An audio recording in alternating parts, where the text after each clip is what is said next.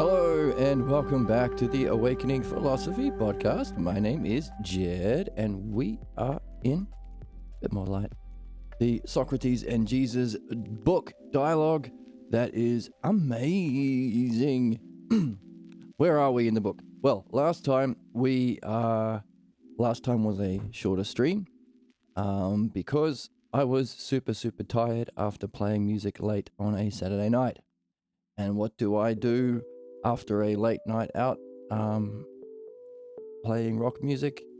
I read this book because it's just so good. And we covered, we discovered a few interesting ideas.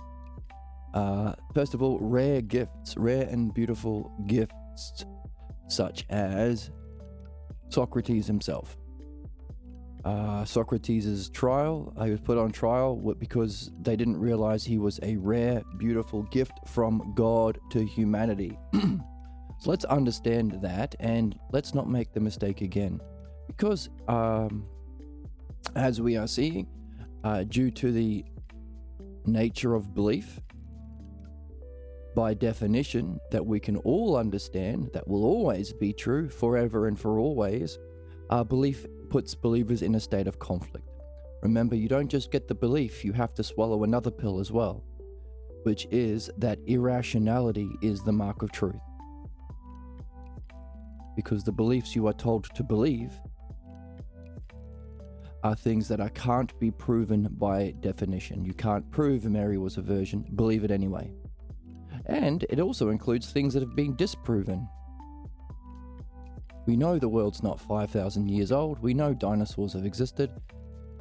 You've got to believe that those things are not true. So believers have to swallow the pill that their own understanding, their own thinking, their own mind, and reality itself isn't real.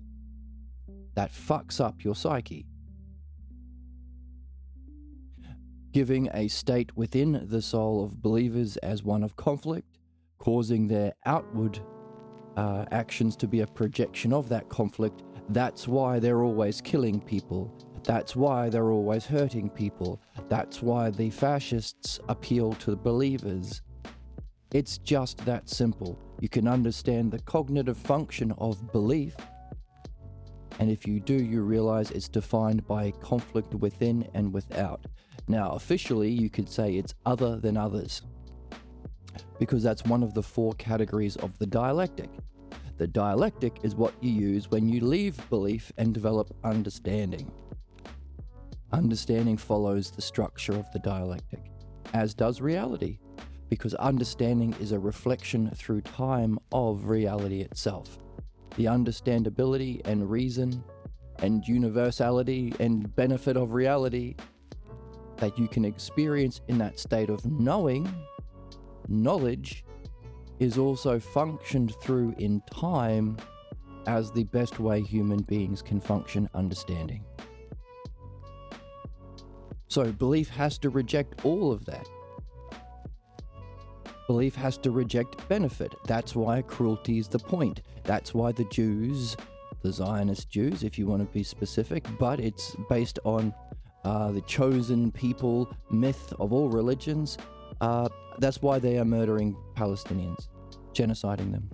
That's why the Christians have gone on crusades and etc. Always the case, because that's just what it is. It's not that your particular beliefs aren't the ones in power. However, that's a part of it as well. One of the aspects of belief is, of course, a war against understanding, a war on the mind, a war on self, because those three states of being are beyond belief: understanding, mind, knowledge, and self. But also, they also have a myth that God wants them to be in charge. Always the case, isn't it?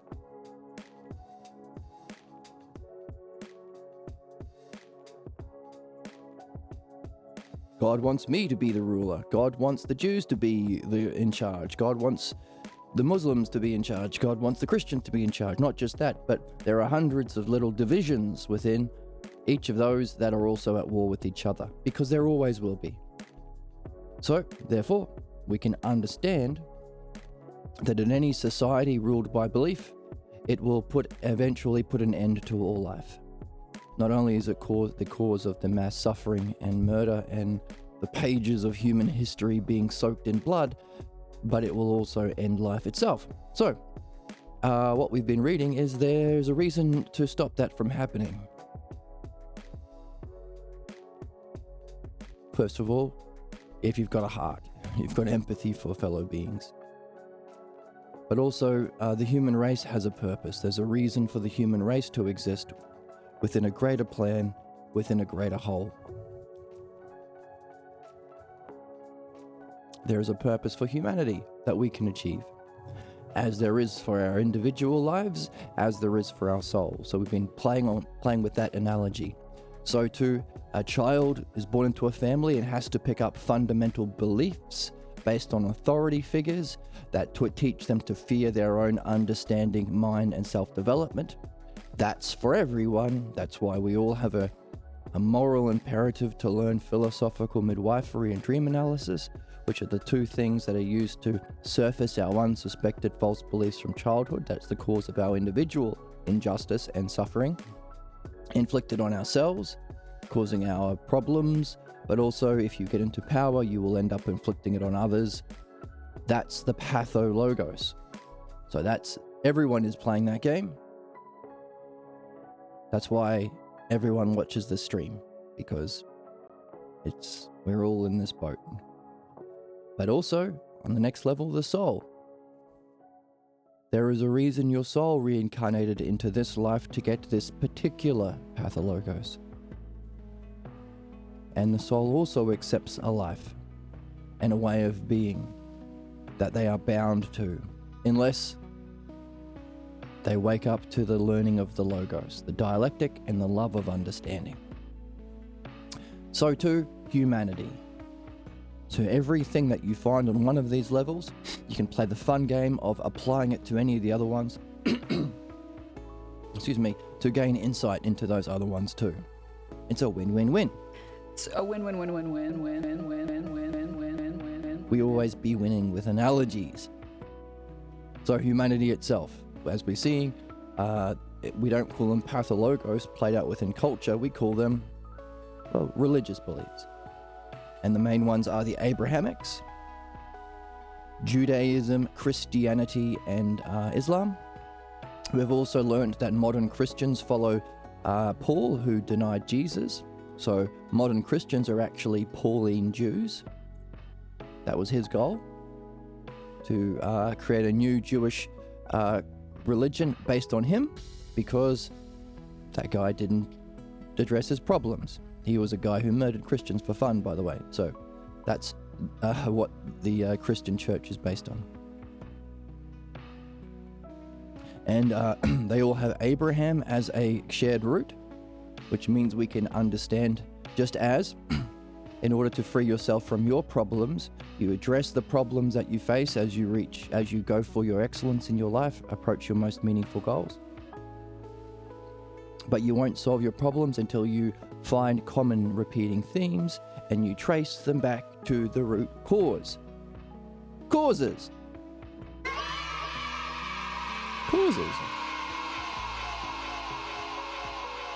Every time I put toast in my toaster, my lights go out. What's the cause? Every time I turn on the jug, the lights go out too. The root cause is both my toaster and jug are on the same power board, flipping the fuse, shorting the fuse. That's why my lights are going out. What's the common cause? And the common cause is Abraham.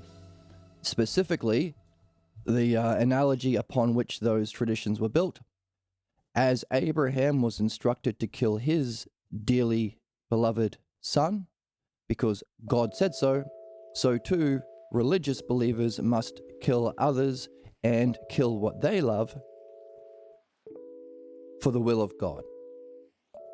Or what George Bush says, or Trump says, or Putin says, or Netanyahu says. Putin's not really in that list.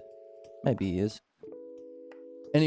Paul says, anyone claiming to speak for God, as tyrants do, even the royal family. Why is there a group of people that get to do anything and have all the money and get to be a negative influence on England? Well, because God says that they should be in charge. The divine right to rule. It's always the same. It's always a personal belief from our childhood pathologos and clan-based tradition that we sanctify, venerate, pedestalize. These are all fancy words of saying make universal. We pretend God wants them. It's not just what I think, it's what God thinks. And then you build institutions around them, institutionalize your personal beliefs. It's not that I want people to follow me, says Paul. It's that God said so. So God, that rejects the teachings of Jesus that we can find in Mark and the Gnostic Gospels, said, well, it's God made me an apostle.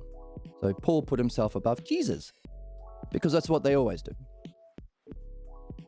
And this way of thinking has crept into our language, incidentally. Have you ever heard the word respect? You're wearing that colored shirt. That's disrespectful. What? What do you mean? What they mean is, I don't like it. It's my personal belief or opinion. But instead of saying that and being a mature person, I don't like blue shirts, they say, no, it's objective. It's universal.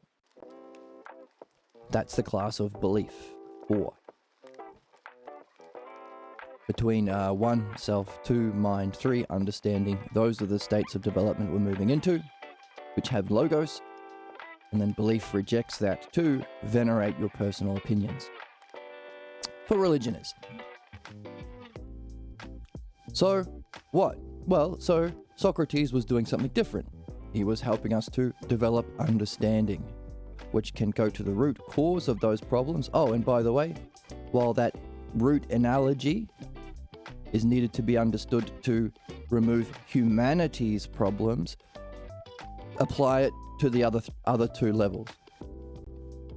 As an individual, what's the root analogy you are carrying with you in your life that makes your present analogously like your origin seen in your past, so that you play out the implications of that false teaching in the present, causing your blocks from your logos development. Which means you can also do the same with the soul.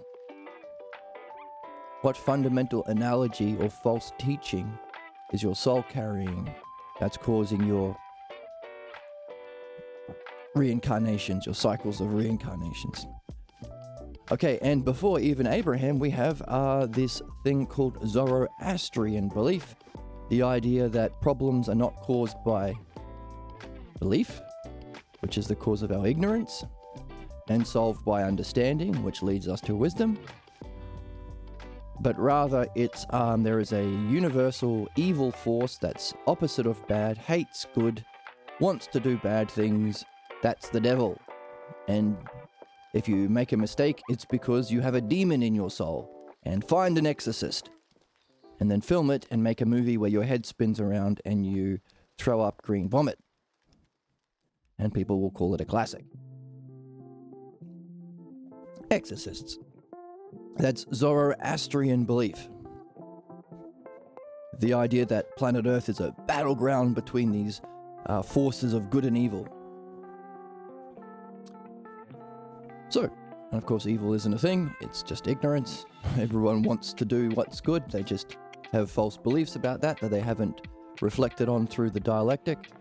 They haven't awakened the love of the logos. So we can go even back further from Abraham and say Zoroaster. So a root cause behind humans' problems. And equally so, you can find within your life what's the false belief you developed from an origin scene when your parents appeared to be knowing and caring.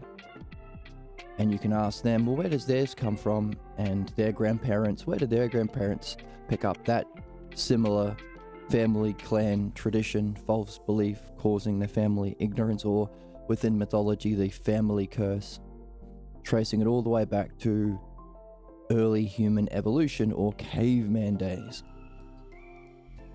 So, speaking of personifying it as the family curse, that's what theology is. Theology is the application of mythology or drama, characters, and metaphor to metaphysical principles. All of these things that we were talking about today, these are always true. This isn't my opinions, and even though it's in the book, it's not true because someone wrote it down. It's always true. Therefore, the only thing we can take with us, if our soul is eternal or going through stages of reincarnation, would be our learning and nurturing of that learning within our soul. Can't take your Bugattis. You can't take your dollar bills, y'all. Can't even take all your Instagram likes. That's understanding. It has to be universal, eternal, and true. Why? Because it's a reflection of the intelligibility of eternity itself, which is that experience of knowing. And if you can experience it directly, and you can, and that's the goal, or an early goal, because you want to go beyond even knowledge, to know its cause, again, transitioning through causes to greater and greater levels of understanding, opening you up to participating in greater levels of wholes. Notice, this isn't a personal belief from the author or from me or from anyone, from our chatters. It incorporates humanity as a whole. It incorporates all humans as a whole. It incorporates the human race as a whole. And understanding the purpose of the human race would have to see its part within an even greater whole of all life in the cosmos. So we are able to move to greater and greater levels of whole, while belief moves downward into greater divisions. I'm Christian, I hate the Muslims. I'm this kind of Christian. I'm a Mormon Christian, or I'm a Protestant Christian. I'm a New Age Protestant Christian. I'm a New Age evangelist Protestant Christian that is into speaking in tongues. And again, it's just division, conflict. Whereas understanding moves you to what unites into greater and greater levels of whole. Isn't that neat? I think it's neat. I've been a bad little girl. And Emma's been a bad little girl, according to her soundbite there, would only when she goes down into division. But she doesn't do that because she... Freaks. Yes, she hates freaks. You've been a bad little girl. The more holes, the better. There we go. More holes, the better. My plan was, if I have a lot of different sound drops from certain people who I enjoy their content because they are making that upward movement through understanding, then I could just, because I only have a certain amount of buttons on my soundboard, on my little MIDI device, so if I put them on a randomizer, I could just be pleasantly surprised if I hit a button and I hear, Whore. That's funny. But sometimes I want specific ones, so I'm going to have to redesign my soundboard. Anyway, I keep talking about it. I need to find some time to do it. So, tracing our root causes back to free ourselves from a false analogy we're carrying solves our problems, whereas the participation in what is universal and true and eternally true is what helps us to, is what our development into higher and higher levels of whole, awakening ourselves to greater perceptions of consciousness and reality that incorporates more. All right. And so what we are learning through that in understanding is the logos. And the more that we can nurture that learning into our being, into our state, through functioning through the understanding, the more we are becoming like its cause, not in a negative sense. We're not becoming more like Zoroaster or more like murderous Abraham or more like Paul in the way we live, as we would do through Christianity. We are becoming more like reality, the actual divine. Paul doesn't have a monopoly on what's the nature of the divine, neither does Abraham or Zoroaster. No one does, because it's not a personal opinion. You can understand it. The nature of the divine is intelligible. It's that reflection of intelligibility that creates every moment and the pattern understandable laws of reality, but also the understandable laws of understanding.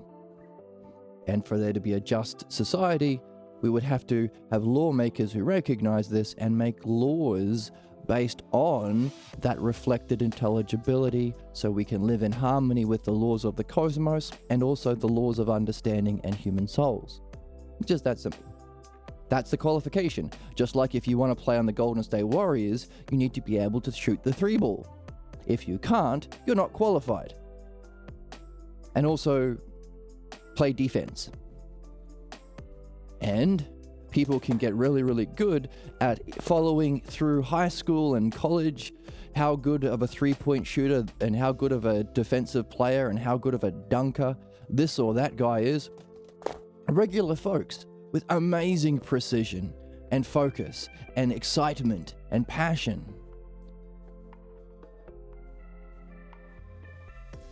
We can do it. The difference is, can we do the same thing for human beings not shooting the 3-ball, but loving understanding, but able to do the dialectic, but, yeah, I don't know, having greater and greater experiences of divine luminosity. And because it's not a competitive thing, you wouldn't have to be shy about it. It's not like you're taking someone's place. The people who can greater share in or join in the divine luminosity of knowledge, well, you've got a responsibility to lead. You won't want to because it's a job for other people, but that's why it's not like if you go the best 3-point shooter, you get millions of dollars, and only one person can start as a point guard for the Golden State Warriors. Not everyone can play. So you can also say, oh, this person not only is able to participate in the divine light of being, he's able to help others do the same. Or a good leader on the football field, to use an analogy. So, we are becoming more like the divine luminosity of actual divinity. I don't want to call it God because, you can, the creator God, the demiurgos. Of course, there is the single God beyond that, because that also has to have a cause, the one self. Notice, because it's self, you don't have to believe it, because do you have to believe anyone that you are a self? Of course not. Which is why belief has to be opposed to self. Reality, mind, knowing, so self, mind, and understanding. If you understand something for yourself, do you have to believe the guy in the funny hat telling you to kill the brown people? No. If you have it as a state of mind, do you have to believe anyone? Well, of course not. And do you have to believe anyone that you are a self? No, that would be insane. So, the very 3 things we're here to develop has to be taught. We have to be taught a fear of and taught to hate and reject by anyone seeking to oppress others through belief. That's the game. Find what convinced us to be God-fearing. Again, it's right there, and it's how they talk. Somehow they think you can only be a good person if you fear punishment, which is fucked, because punishment itself doesn't help learning.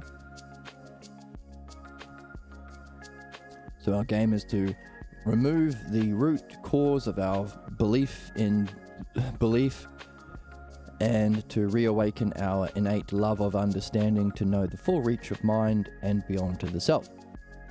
Hooray, this book bangs.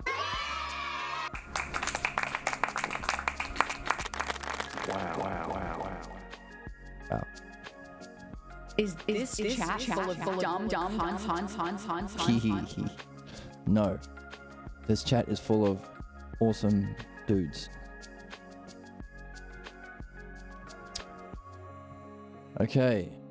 So last time, we saw that Socrates was a gift from God specifically sent to help awaken us from our slumber of ignorance or normalcy. This is normal. Hey, don't we say Don't talk about politics and religion at the dinner table. But aren't those the literal sanctifications and institutionalizations of belief? Ain't no politician got no understanding. Ain't no clergy member got understanding. It's all belief and faith. So the thing that we should only be talking about at the dinner table should be politics and religion. And if we do, and we realize that this is the cause of human problems and suffering and war and murder and stuff, let's do something about it. What are we told? Hey, be polite. Not just not to talk about those things, but be polite, because everyone's entitled to their own ignorance. Everyone's entitled to their own beliefs. Bullfuck. That's not true. You are not entitled to your own belief because you act through your beliefs. If you believe that you are a pilot, you shouldn't be allowed to function through your beliefs and fly the plane unless you have understanding and knowledge and a qualification. Ain't no politician or clergy with those things. So, what's the actual qualification?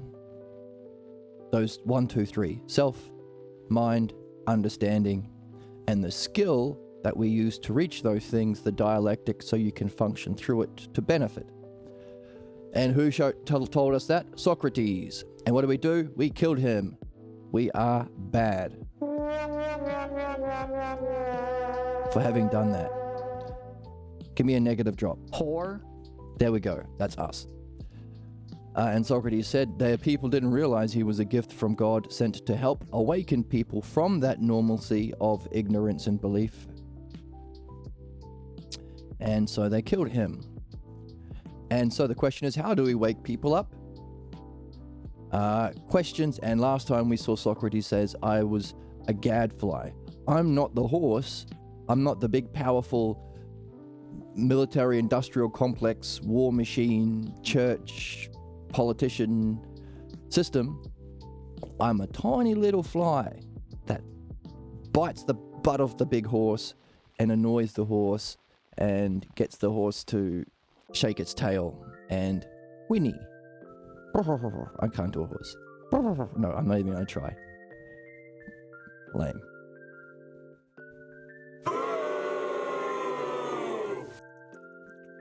How do we be a gadfly to awaken people from their slumber of normalcy and ignorance? Asking questions. Questions about what? Who Tom Cruise is dating? No, that's gossip. Questions about the nature of self or the divine. Hooray. Therefore, he is a rare and unique gift. And also, he says that we have a voice that communicates to us. He calls it the daemon, or eudaimon, the good daemon, because the negative self-talk, kakadaemon, is the one that reflects the negative self. So it's like it's symmetrical. Well, in a way, it's a distorted symmetry, in that our problems are caused by our false beliefs about self, your self-identity, giving you a way of being within your family clan tradition, causing you to oppose understanding and use language in a way that's in opposition to reason and understanding. Pathologos. Those three things are the very three things we are supposed to get properly. Understanding is the logos. The best state of mind is knowledge, the divine. It's the highest reach of our mind and experience. And even beyond that, the cause, the self. So, symmetrical. Very beautiful. Very beautiful. Wow. Wow. So, the kakadaemon is the voice of those negative things that tells you that you are not good enough, you are a small bean and a bad noodle.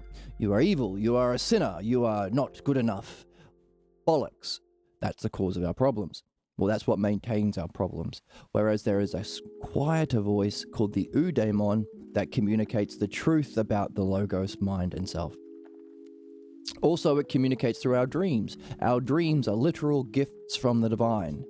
Again, it's not literal, You have to unpack it through theology or mythology. And all of these principles that are eternally true we call that metaphysics, because it's beyond physics. It's the meta of physics. And personifying them as characters in drama like we experience in our dreams, that's theology. Theology is the mythology of metaphysics. Now, Socrates said last time or earlier that if you take these theologies or these mythologies literally, you are called by the Hellenics a barbarian.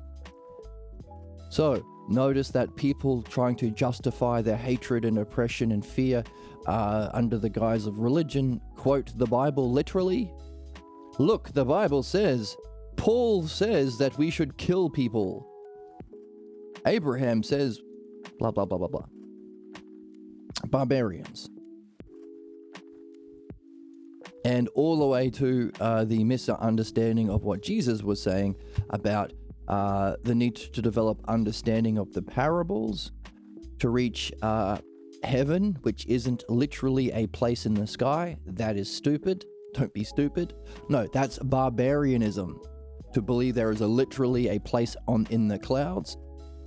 It's a state of mind. And we can see that in the writing of Mark and the conversations Jesus had about states of mind, and also in the Gnostic Gospels like Thomas, his twin, and Jimmy James, the incel. Because he thought problems were caused by sexual desire.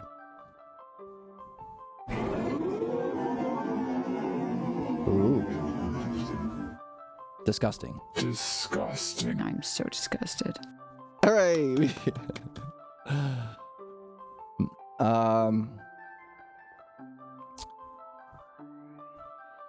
Right. So, I got a random one. I got a hit. that was relevant to what we were talking about. So what? So last time, yeah, dreams. So a movement from savages to sages includes recognizing that theology and mythology ain't literal. You can imagine stupid people thinking that. Tell them a story, and then Zeus said to Aphrodite, "Really? He said that? No, it's a story. It's made up." So, rare gifts. Socrates, our dreams, the voice of the self. And again, the more you can silence the Kaka-daemon through midwifery and dream analysis, the more you can listen to the Eudaimon. Oracles? Oracles is another one. We don't have formally oracles in our society nowadays. But you may run into people who seem to be right about everything. Or demonstrate some seeing ability, like seeing with a capital S, like prophecy or foresight. And function in a way that can benefit those who pay attention to them. So yeah. If you're lucky, you'll have those people around you in your life. They can be gifts. Now, so long as they don't know they're doing it. Because unless they've gone through midwifery and dream analysis, they will still have that negative self-image. So that if they think that I am doing it, they are summoning that negative idea of the self, and they're not in that natural state of self. That is squashed by the self-image you get from childhood. So, there's a tricky one. I guess don't tell them that they're an oracle. But, pay attention to them. And that's what we did last time. And then we went on to, rare, beautiful gifts, guidance through dreams and oracles. Yep, that's where we are. Let's keep reading.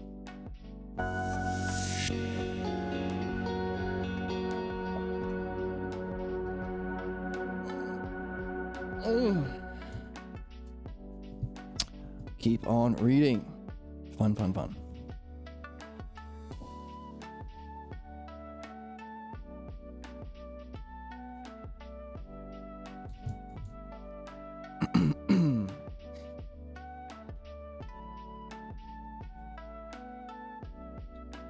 Okay. Let me just turn on my trackpad.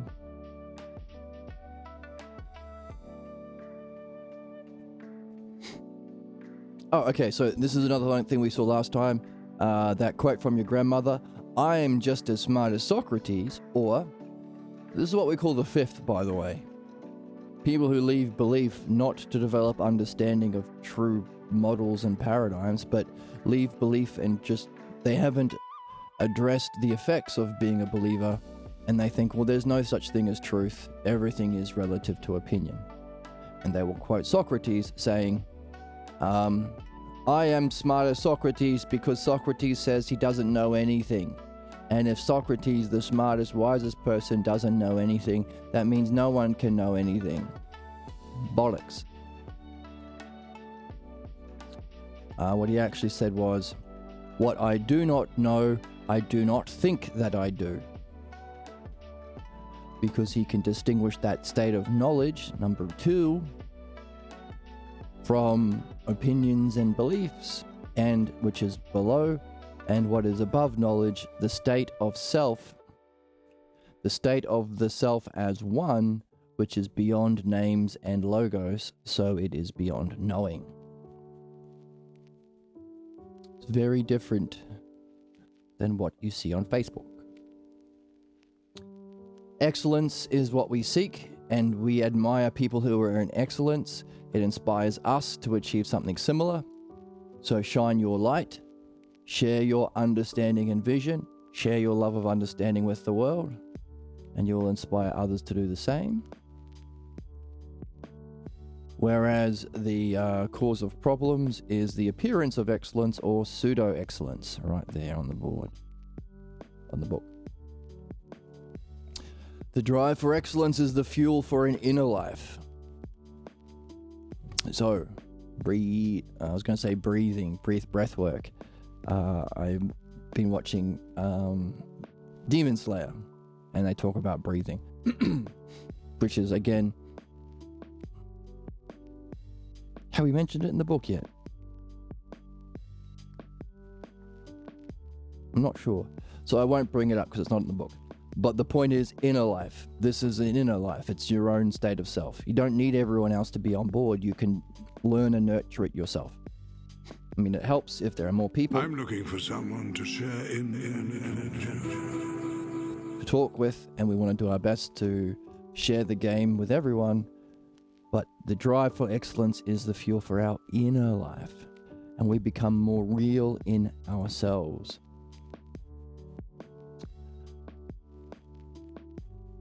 So what we take what we have learned and nurtured into our next life. Man as a whole is also in this game. And we know we've finished the game when we evolve or we transition into a greater state of whole. We are no longer in the state of being of man, but that to which he has joined. Again, it's participation in greater wholes. The more holes, the better. I'm too pure. Missed. And what drives our soul to those states of mind or justice and beyond to the state of self, which we can have as an eternal state? The logos, the intelligibility that we can follow through understanding, allowing us to solve problems and lead our soul to our excellence. And if we do that, we're following the logos, learning and nurturing it. That's what it means to be a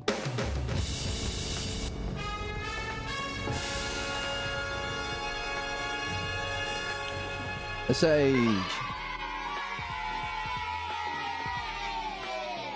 So savages to sages. What's a savage? Still either taking mythology literally like a caveman, or still blindly loyal to the family tribe, family clan beliefs that go all the way back to caveman days. Your parents got it from their parents, got it from their parents, got it from their parents, all the way back to Ooga Booga, cavemen. So savages to sages, that's the game. That's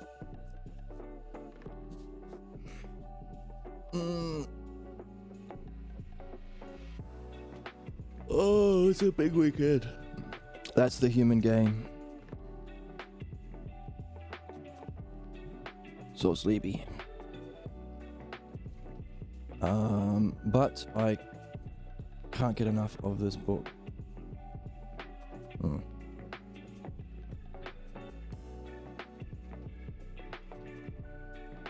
Oh, and the difficulty that we have in sharing this with everyone else is if you say it simply and clearly, no one will get it. Which is weird. I mean, you'd think if it was that easy. Hey, don't you want, an end to war and suffering and children being murdered and genocide? Yeah, we would love that. Oh, all you gotta do is remove belief. Oh, that sounds weird. I don't get it. What?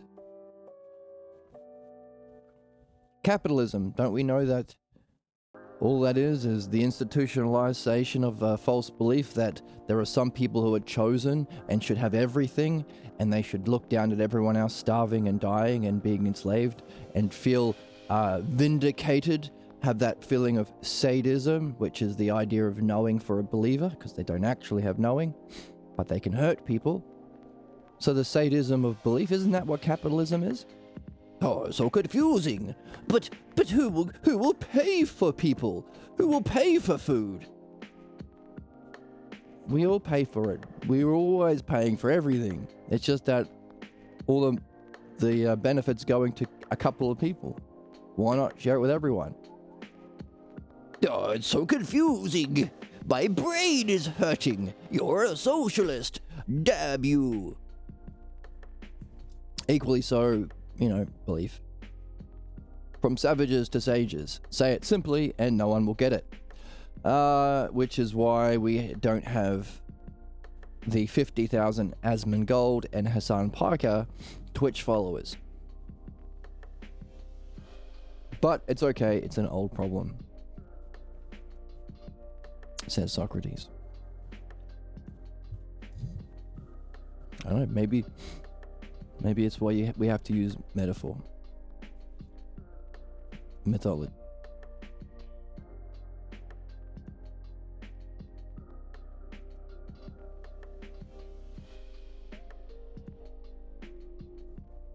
Okay.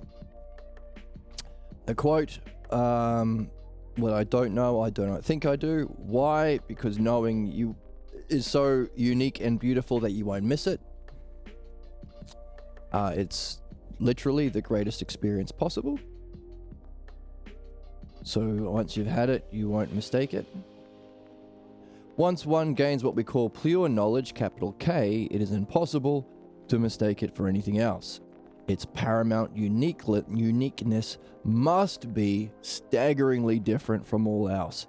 Hence, it's impossible to mistake it for anything else. And if you've been developing understanding along the way, you could recognize that even beyond that is the state of the self as one, which is beyond knowing. So not only will you not mistake any experience for the greatest experience, you won't mistake that which transcends experience as something knowable. You can't know the self. Well, you can, but that's the puzzle. Because the goal is to know the self, but the question is, how do you know that which transcends knowing? And we have a clue here. State.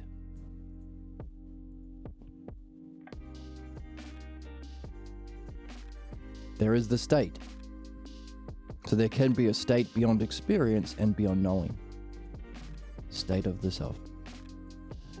And we have to wonder about that as we read, because that's our ultimate goal. As it said in the book, if your system or your life does not have know thyself as its goal, it is without meaning.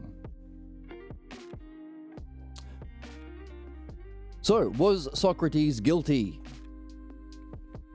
He says, I was guilty of not believing in the gods of the state, barbarian shit, and introducing new spiritual things. My defense was that I had a voice that came to me and guided me through my life. And something spiritual and divine often guided me. I said to my jurors, I've been commanded by God through oracles, dreams, and in every other way, any word of God comes to man. I was instructed to be a philosopher. Wow. Ow. Ow. Ow. Ow. Imagine people changing their positions and improving for the better. Allowing us to listen to him and change our positions and improve for the better. They didn't know what a philosopher was, and they didn't know what the practices of philosophy is. And again, same issue today. If you say you're a philosopher, they'll think you're an Aristotelian, which again denies everything Socrates did. Just as you say you're a Christian, you're a Pauline, which denies everything Jesus said. So we are an interesting predicament, we humans, aren't we? Sound drop. Bless you. Excuse You. Bless you. Excuse you and bless you.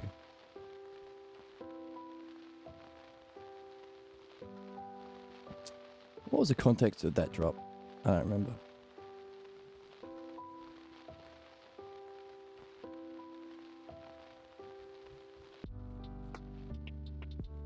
Like someone sneezed and she said, excuse you, bless you, excuse you, bless you. Anyway. Who cares? They didn't know what a philosopher was and that it's for their true benefit, and they were confused. So that's the confusion. Now, in philosophy, we recognize confusion as a good thing. It's a necessary state that you feel in your body as well as experience in your mind as a state in the developmental or learning process. Cognitive state of a question. You need a question, otherwise you're not going to learn anything. You feel puzzled in your body. You realize you were wrong. That gives you a confused, numb, shocked state. But believers want to pretend they know everything. So the most sadistic, cruelest, pig-headed preachers, evangelists, politicians always act like they know everything. And they look like demons. Like that YouTube video of that evangelist being asked, hey, do you think Jesus wants you to have a $1 million jet plane or a second $1 million jet plane? And he goes, you are the devil. You can't ask me those questions. Jesus, it was so cheap. I couldn't not buy this jet plane. But what about the poor people who you're getting all your money from? Oh, you're going to hell. They always want to think that they know everything. That's a problem, because you have to realize you don't know to begin the learning process. So, people don't know what philosophy is. Ever been in a chat room and you've shared an idea about philosophy that's different to what people already think? I have. You know what the response is? Well, there have been one or two places where it's been either neutral or curious, but 99% of the time, people are bastards. That's not right. Fuck you. And then there's the pile on. Why? Because believers' sense of unity is a shared belief. And belief can't do anything good. That's understanding. But it can hurt people. That's why people gang up and pounce on the person sharing a new idea. Or, at the really lowest levels, that's ICE. That's Nazis. That's MAGA. Let's all... I like being in the majority because I like ganging up against the person in the minority and hurting them. That gives me a sense of solidarity. And that unity is the highest kind of unity because I'm blocked from the unity of understanding, the unity of mind and knowing, and the unity of the cause, the highest unity, or one, the one self. Which is why being blocked from understanding mind and self as oneness and unity and one, believers act sadistically.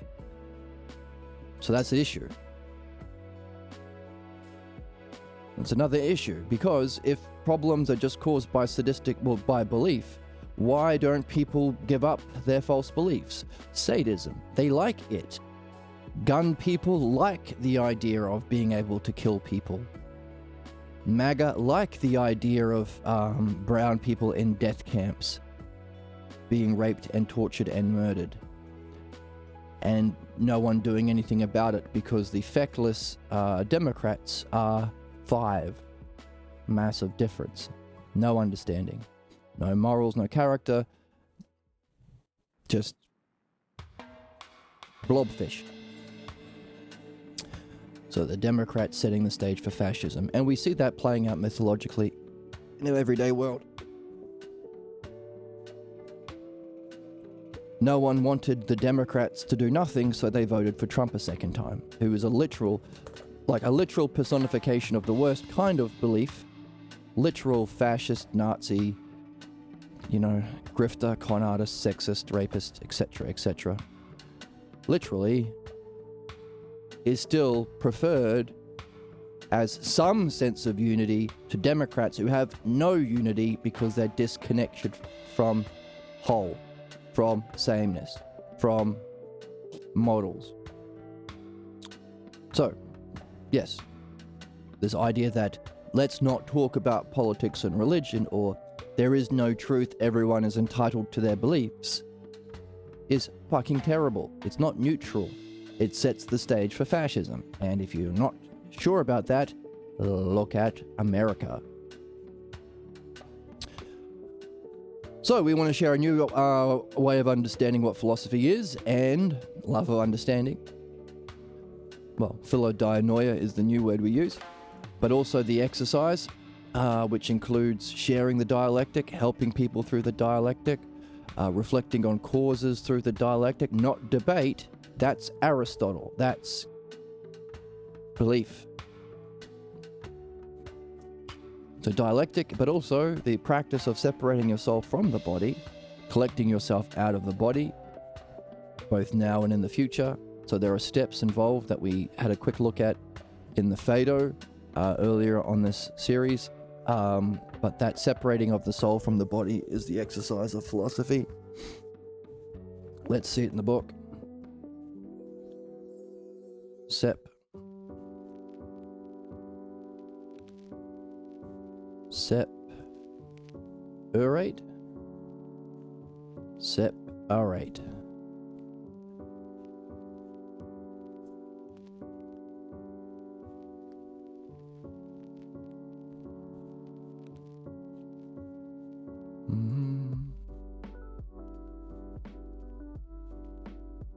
Here we go. Gather together the soul from the body when it is separating itself out of the body. Is it a gradual process, or is it attained instantaneously? In missing that key factor, the understanding of this spiritual practice was left undeveloped by Plato after we killed Mr. Socrates. For if the attainment is only seen altogether and at once, then all the processes may lead to it, but it is far different from it, just as understanding differs from true knowledge. So, we've been talking about learning and nurturing within our soul the following of the logos, understanding, which makes us like knowledge, because it's the same principles of knowledge, but it's different. Likeness, same but different. That's analogy. Analogy, as we saw last time, is how we move upwardly.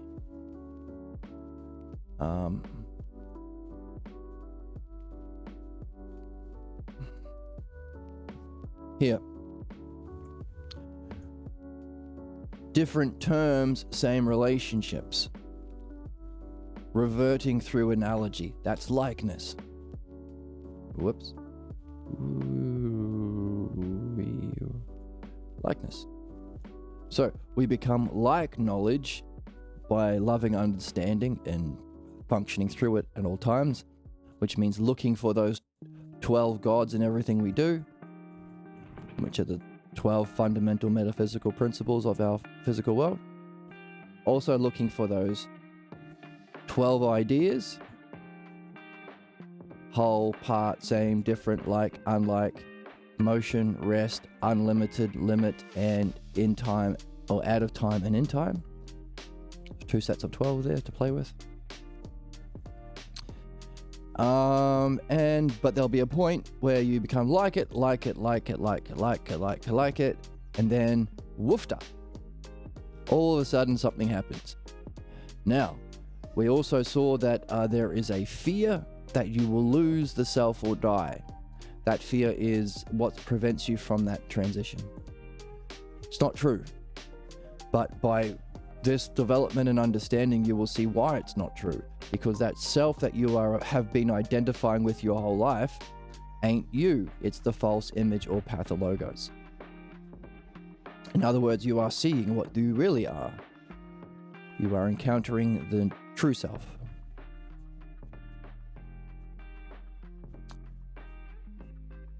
And you go back to your body after that. Which is another fear. I don't know if I'm ready to die yet. Well, actually, it is the experience of death, but it's also the exercise you're supposed to be doing while you're alive. So you're supposed to die a bunch of times before you finally drop dead. So that's the exercise of philosophy, but how many times have you practiced that in college? From what I see, a big fat zero. But you know, animes seem to be better teachers of philosophy because the ones that seem to have universal appeal seem to, coincidentally or not, reflect universal principles. So I'm talking about demon slayers and breath work, repetitive actions to develop focus, following a system or structure, the dialectic, honing your focus, becoming more unified, putting an end to all your childhood trauma that has prevented the main character from awakening his inner energy. And eventually there has to be a sacrifice of the old way of being, but they want to hold on to it, but they realize that's not themselves, that was from an early childhood experience, and really they are discovering the true self that they always were the whole time. So that's the formula of anime. You're going to learn more about philosophy from that than you will from college. Because they teach the opposite. They reject all of that because Aristotle rejects it. Just like you're going to learn more about Jesus from reading the Gnostic Gospels than talking to any Christians. So, the great irony of our times.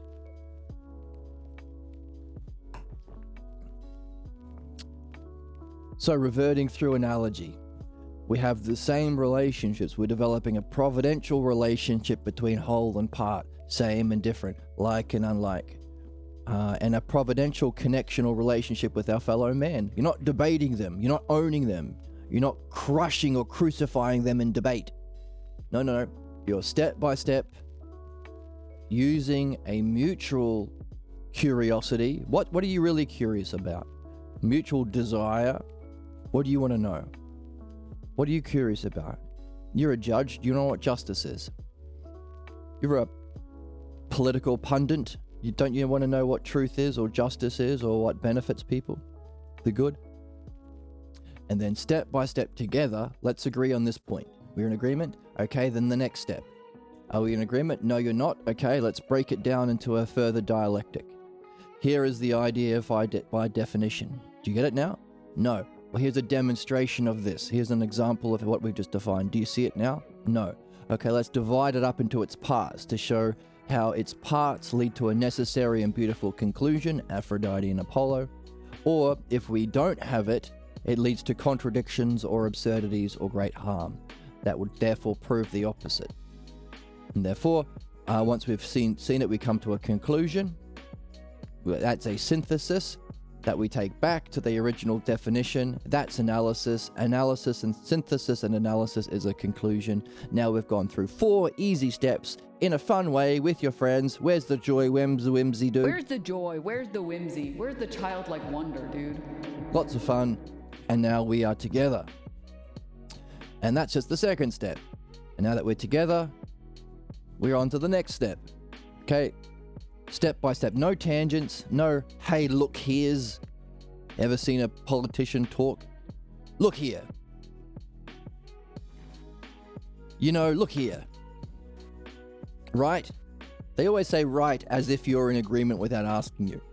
So, we're at a war on the extremists, right? What? I didn't agree to that. Hey, look here. That's a subject changer. Look. They always say, look over here. Look here. No, look here where we are. Keep looking. Stay on track. And then the next point. Do you agree? Not sure. Well, let's define it. Definition. Yes, I'm in agreement. Okay, next step. Do you agree? Not sure. Okay, let's define it. Clear? Still not clear. Let me give you an example or demonstration. Clear? Now we're clear.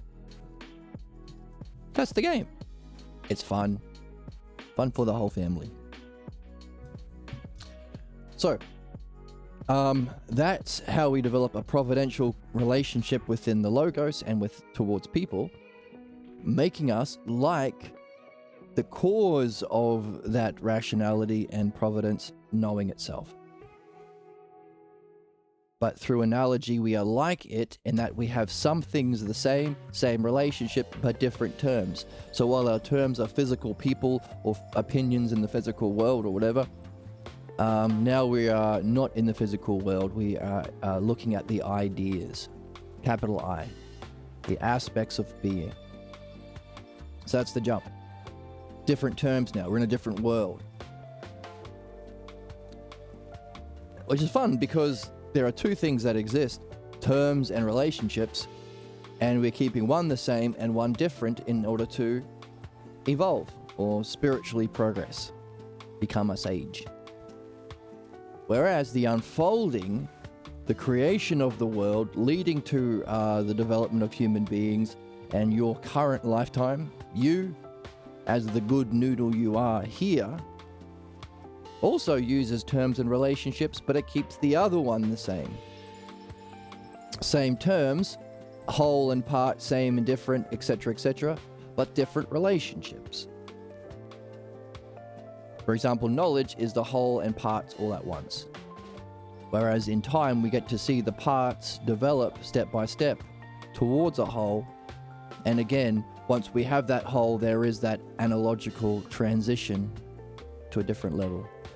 And if you are afraid of losing the self, you know, oh, I recognize that. I've learned about that. Don't buy into it. It's just the pathologos trying to hold on to itself. That's the whole reason I was incarnated, to drop that. You feel like, well, I still want to help people. Well, you're going to come back. Because this is the exercise of philosophy.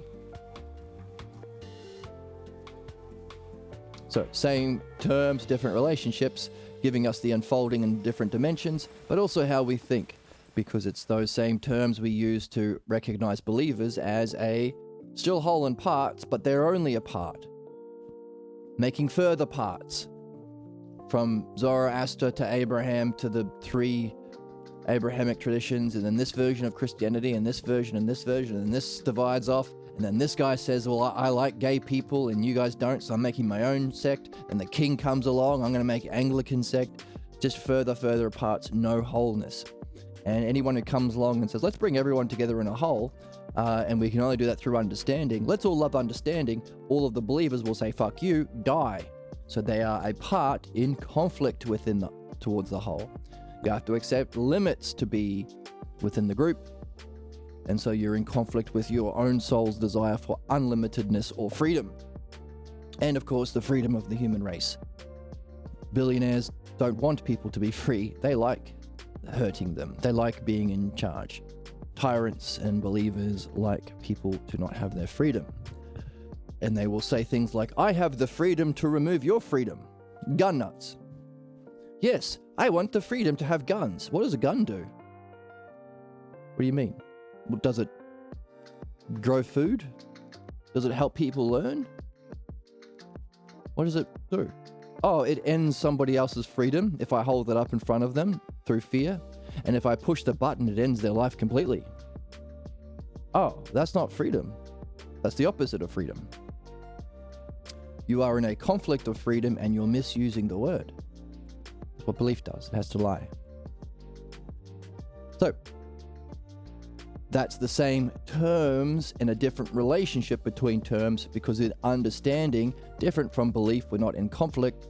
We are using the whole of the logos to benefit the parts. We're using our freedom to help people who are limited. So a providential, intelligible connection between the two. Different relationships, same terms. Giving us the unfolding of reality and how we think in those dimensions of reality. And if you want to be fancy, reality is ontology, the study of what is or being, ontos, and epistemology is the study of how you think, epistos, which means thinking or knowing.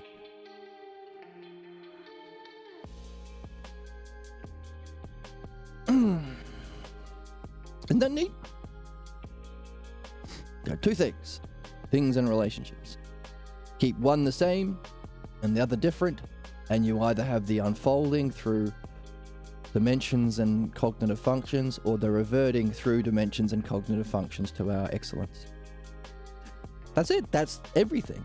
Two things. And two ideas, same and different. Isn't that neat? It's also neat because it's always going to be true. At no point in this reflection did we point to a person or a thing, or it's true because it was written in the Bible. It's true because the founding fathers says it. It's true because my leader and my papa says it. We didn't say any of that. Look on the board. No reference to a physical thing in time. These are eternal principles. Take them with you wherever you go, in any relation, in any different relationship, in any different term, using any different terms. The kind of learning and nurture we're here to do. And if you do it, again, you are reverting, because you're becoming like the eternal, because these are eternal elements and principles. All right. What it means to do sage stuff, or what it means to become Hokage, or what it means to become a Soul Reaper, or what it means to become King of the Pirates, or what it means to become a Demon Slayer Hokage, whatever can't remember the name. What it means to become a Hashira. What it means to become a Super Saiyan. What it means to become you pick the anime, they'll have their version.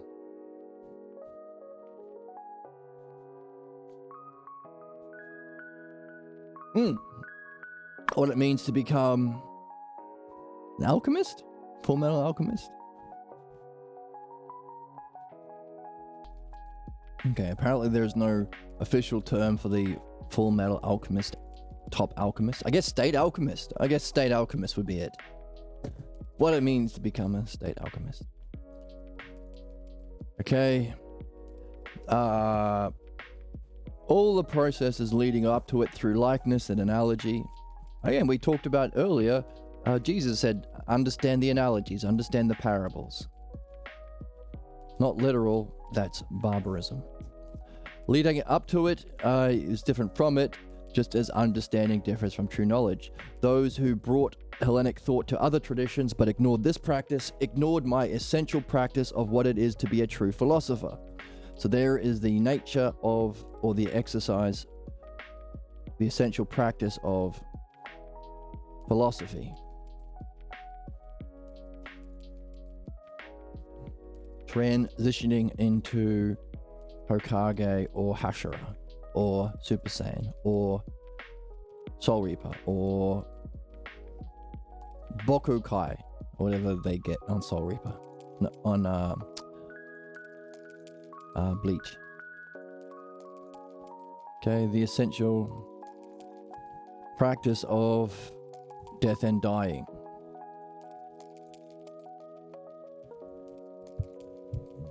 Because there is no greater mystery for mankind than the meaning of one's own death. That's a big one.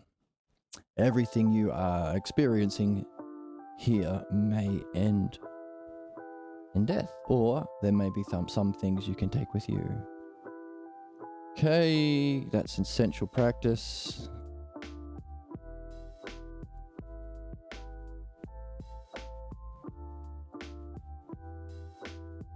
Here we go. They killed me because they didn't know what a philosopher was or what the practices of philosophy were. It seemed to them that I was strange. I was a weirdo. That's weird that you think that. They looked at Socrates and they said, it's weird that you think that. And then someone said, well, you're doing your best. Okay, so sorry, Ben. Go ahead. What were you saying? You're doing your best. And then someone said, I'm cute. Like, it's cutie pie. That's not relevant, Emma. I should have got the weird random drop and been happy with it. It was weird.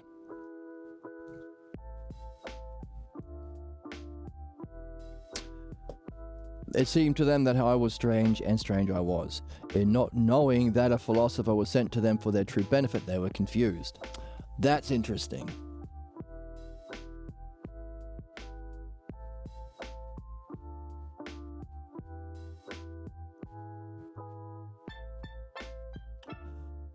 I'm reflecting on my experiences playing music this weekend.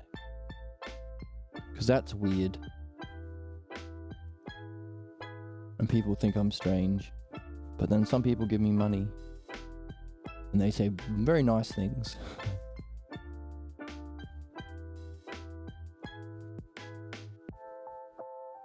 Yeah, the idea of using beauty and harmony to benefit.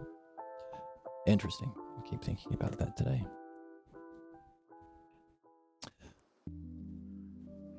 So, this unknowing became a prejudice against you and all those who must have been seen to be like you, maybe Parmenides and Diotima.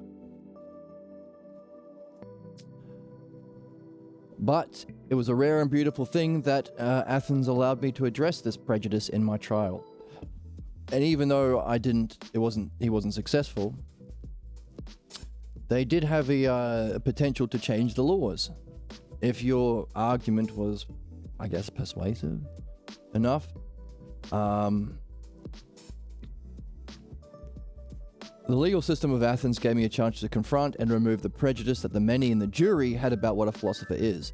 I have done jury duty, and my God, it's just a literal petri dish of prejudices. It's nuts. And immediately, as soon as you try to, or well, in my experience, as soon as you try to introduce some sort of structured order or reasoned reflection that would bring everyone together and see truth, you become the target of people's prejudice, and then they're looking for some way of binding themselves together, and believers can be bound together in a shared hatred of a person different. Thus the appeal of racism and sexism to MAGA and Nazis. Everyone else, all of the fascists. But yeah, he had a chance to confront and remove the prejudices that they had about what a philosopher is. So yeah, I would appreciate that. To challenge my accusers correctly in an unusual setting, I was allowed to present my vision and practice of philosophy. Hooray! And we have a story of it. We have it written down by Plato. And we have the Balboa translations of that, so we can read the apology properly now for the first time in 1500 years.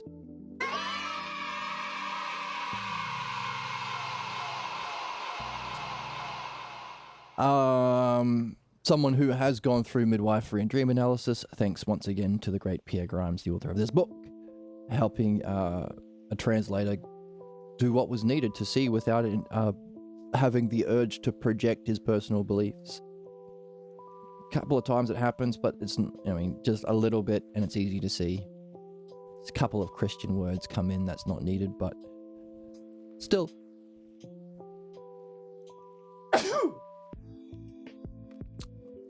The Greek's there.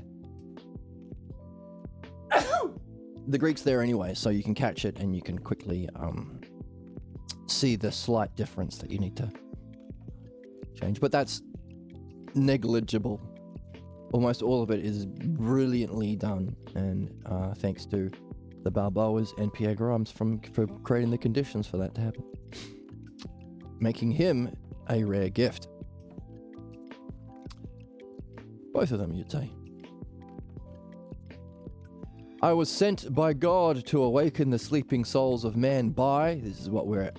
If we want to benefit, we have to awaken people from their ignorance and prejudices by, what do?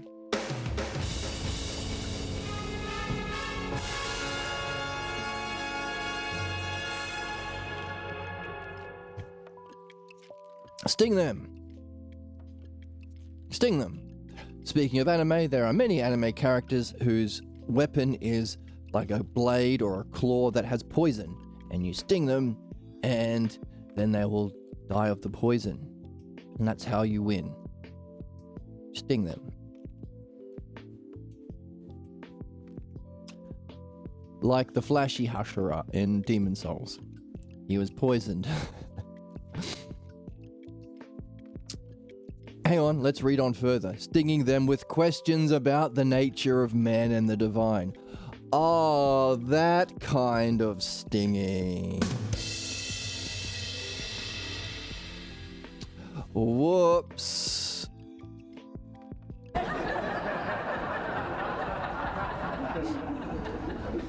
I took the mythology of anime literally. I was a barbarian.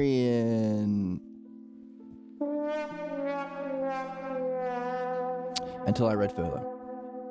It was through dreams and oracles that I received guidance. Jesus doesn't have that in his tradition, we know. Apart from dream life, what was your practice? How was your way of practicing philosophy received? I told them there was nothing more significant to me being a gadfly, awakening man, awakening philosophy, the name of the channel. Hooray. All the sound drops come out when we hear the name of the channel. Okay, go ahead. Where's the patch? The more better, the better, the better, the better, the better. No one's learning. I want to eat them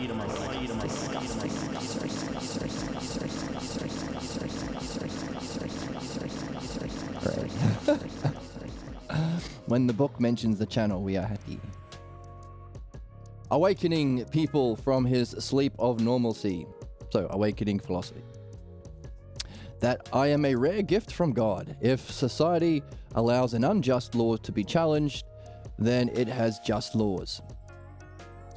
Putting on the stage, okay, not fundamentalism.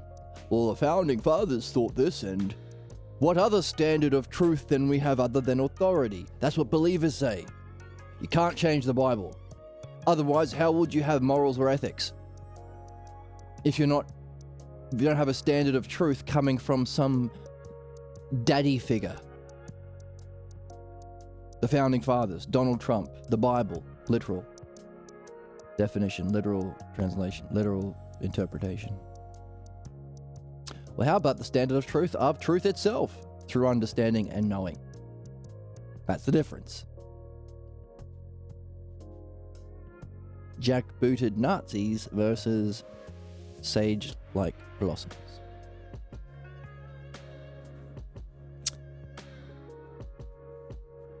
Okay, so you can challenge unjust laws. Okay, if you put on the stage of public view the prejudices of the many, it makes visible their folly. So, someone asked recently, what do you do talking to fascists and right-wingers and stuff, especially those with influence or in power who don't give a shit about other people or the truth? Talk to them in public. What do you give a shit about? Do you care about other people? Oh, you don't? Okay, you're a cruel sadist. You shouldn't have influence or be in public. Oh, because why? Oh, because by definition, every art needs to benefit its subject. We elect politicians to benefit everyone because we think that they are better or smarter or wiser, ultimately have a greater grasp of the logos. Now, you are in public. No tangents, no distractions, no bullshittery. You answer the questions. I ask the questions because that's what the dialectic is.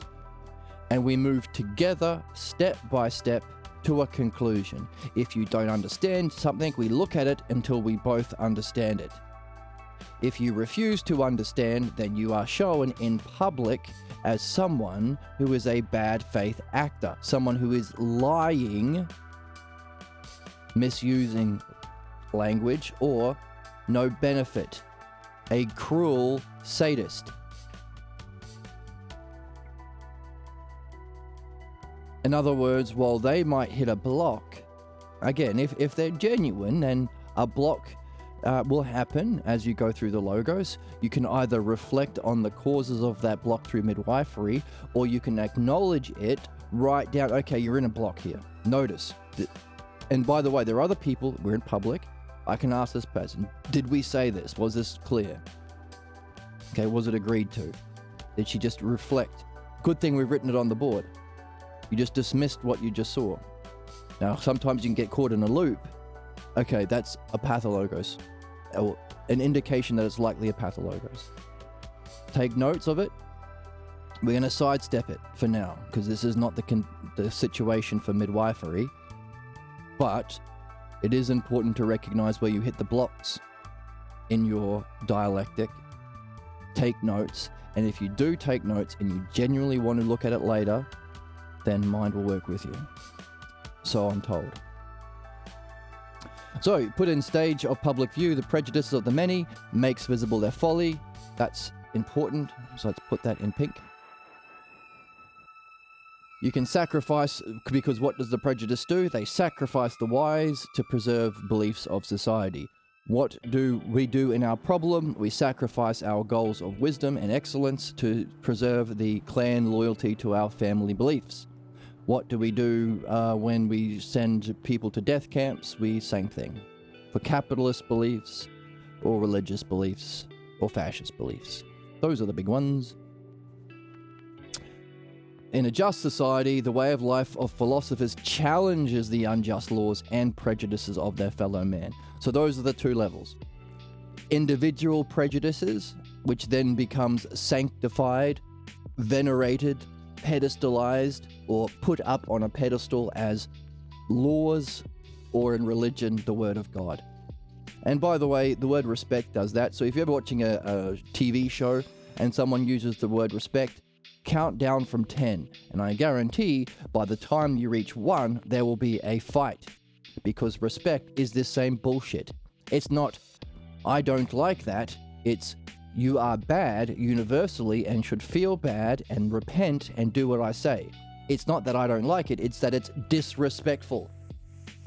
Office speak. Umtsprechen. The Nazis had that same word, office speak. So the Nazis in the Nuremberg trial was saying, how could you do such horrible things? That it was easy. We had a language that allowed us. Office speak. Umtsprechen. I can't say it in German. Office speak. I'm just doing what I'm told. That kind of shit. Passing responsibility. Within that category of office speak or PC speak, you might hear things like, we are making the appropriate actions and we respect everyone. Words that don't mean anything. Respect, appropriate. What the fuck does that mean? Weasel words. Or weasel words to say, because there's no meaning. You should show respect for all employees and do the appropriate things at the appropriate times. What is that? It's a catch-all term. Equally so, when you are pedestalizing your own prejudices, you can say, well, it's not that I don't like immigrants, it's un-American, it's disrespectful, it's inappropriate to have immigrants. So these words that pedestalize personal preferences. By the way, you can learn about this in non-violent communication. It's called, in that system they call it jackal language. The language of, again, universalizing personal beliefs to make a request a demand. It's not that I don't like a blue shirt, you're disrespecting me, bro, by doing what I don't like. So not only is it I don't like, it's a universal principle, therefore I'm justified in inflicting violence. It's not that I want to have the land of Palestine, God says it, and you are disrespecting me, bro, by existing. So therefore I can justify violence against you, says the Jewish people doing a genocide in Palestine. Right now. As true then as it is today and as will be forever.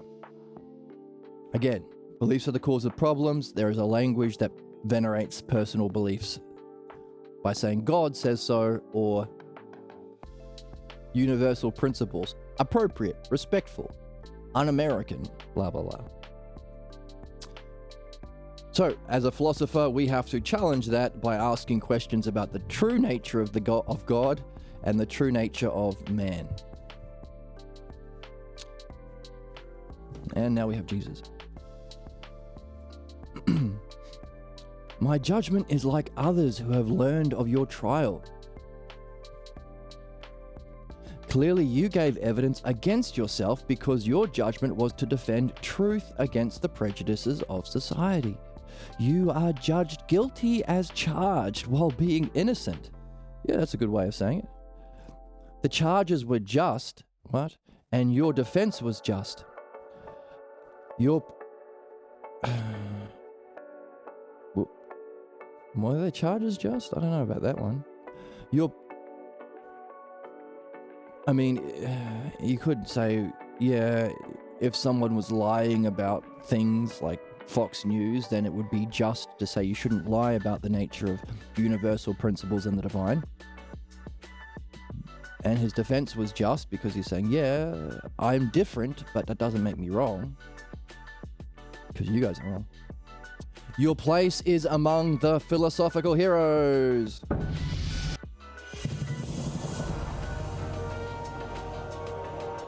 You're a wizard. I'm not.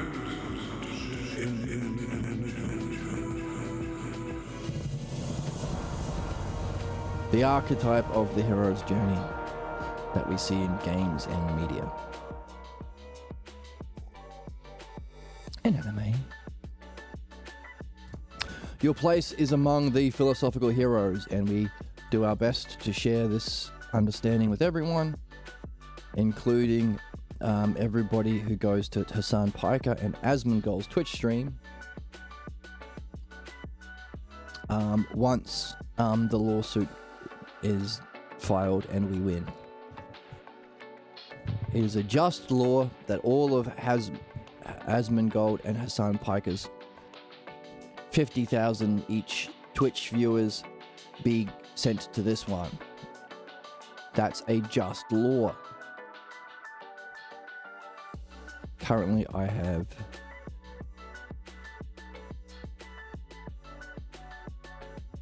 let me see.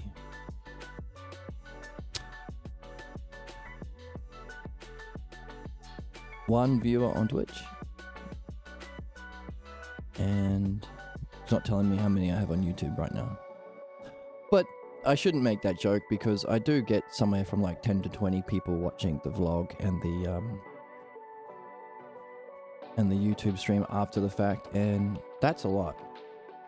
Considering how rare people who are interested in understanding and solving individual problems, soul problems, and mankind problems, yeah, that's pretty good. That's not nothing. But it's also not 100,000 of the other people that watch Asman and Hassan. So, new goal for the channel, to defeat those two. They are our enemies. No, they're not. I am equally guilty of doing something similar. Oh, Jesus. Your place is among the philosophical heroes. I am equally guilty of doing something similar, but not analogous to your Prometheus. Prometheus stole from the gods the gift that will save humanity, the dialectic. I urge those who are bound by tribal gods to escape from those fetters. For that God who personifies the quest to know thyself knows that to return to that source is the true goal of all intelligible life. Right, so we can see how different Jesus is from Paul If Jesus was saying, hey, all your tribal gods, Mormon, Protestant, Anglican, Episcopalian, Unitarian, bullshit, escape from those fetters.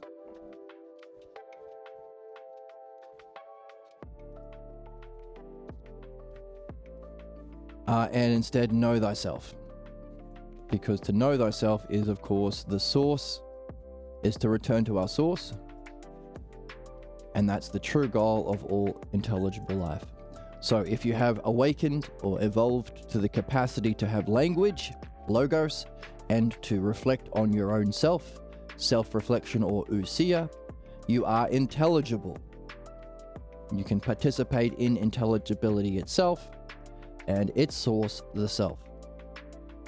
In other words, just as there has to be a single source that unfolds through analogy downwards, or using the same terms of the logos in different relationships for different dimensions and different cognitive functionings, our reverting through analogy, through likeness, to become like Socrates, to become like the logos, to become like the self, to become like the intelligible is a return to that source. That's the self. The self is the source of the unfolding and the true goal of us to return. Know thyself. Know the self. Capital T, capital S. The self. That's what we're doing.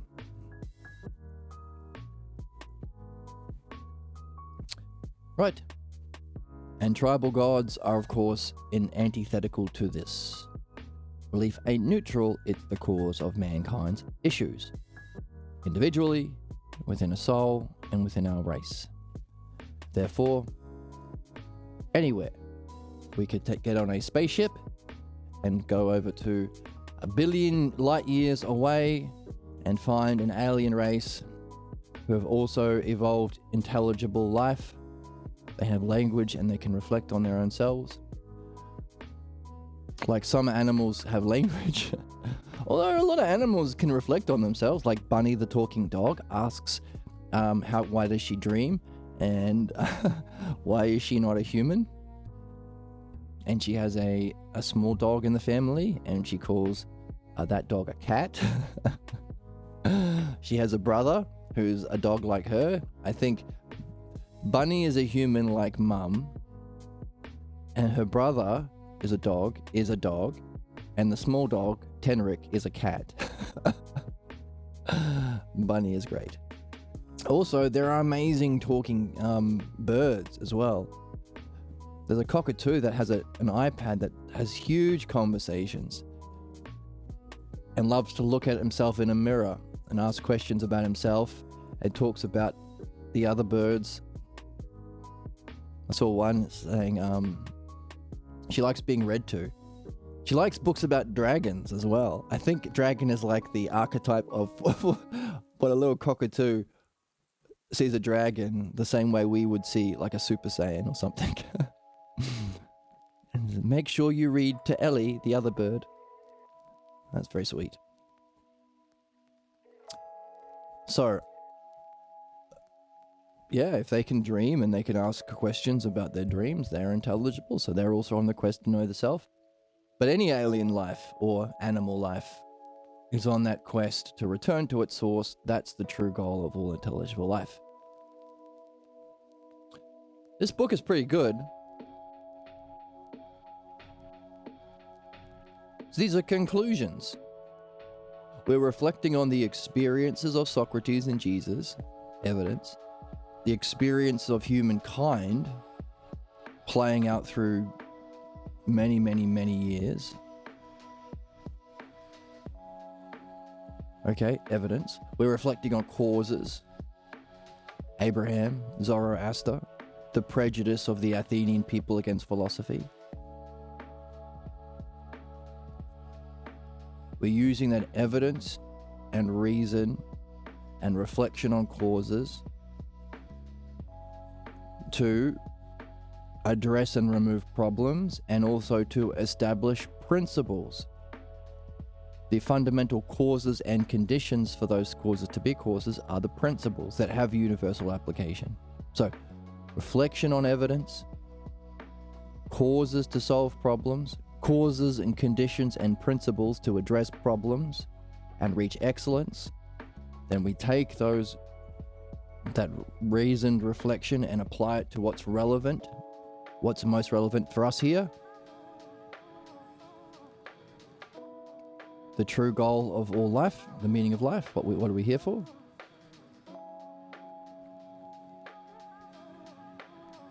We reflect on it ourselves, we try and summarize it for ourselves, come to a conclusion. Therefore, the meaning of our life is this.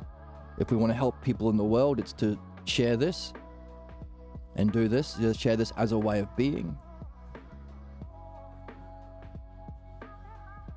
So allowing us to come to reflection on evidence, tracing it back to the causes, also going to principles and preconditions for causes, applying it to solve problems in our specific examples, applying it to other examples to reach excellence, summarizing it for ourselves on the board with reference to everything else we've been developing in the book, no opinions.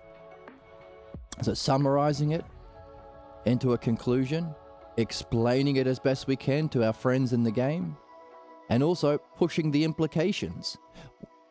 The implications of what these conclusions we've made is we can be ambassadors to the galaxy. We can go to other alien races and help their evolution in intelligible life. Also further, we can apply those. If we've also been developing analogy, we can take these steps of understanding we've been doing and apply it or push the implications analogically. So too, this would apply to the soul. So too, this would apply to the human race. So from our individual to the soul to the human race. So for our individual, the implications of this being the true goal of life, to escape from tribal gods or beliefs, to practice philosophy or follow the logos, to know the self, which is the source of everything. You can take it with you. It's the kind of, if it's universal, it's the kind of learning and nurture that you're here to do individually, and you can take it with you. And if you're sharing it, you know that you're doing something good.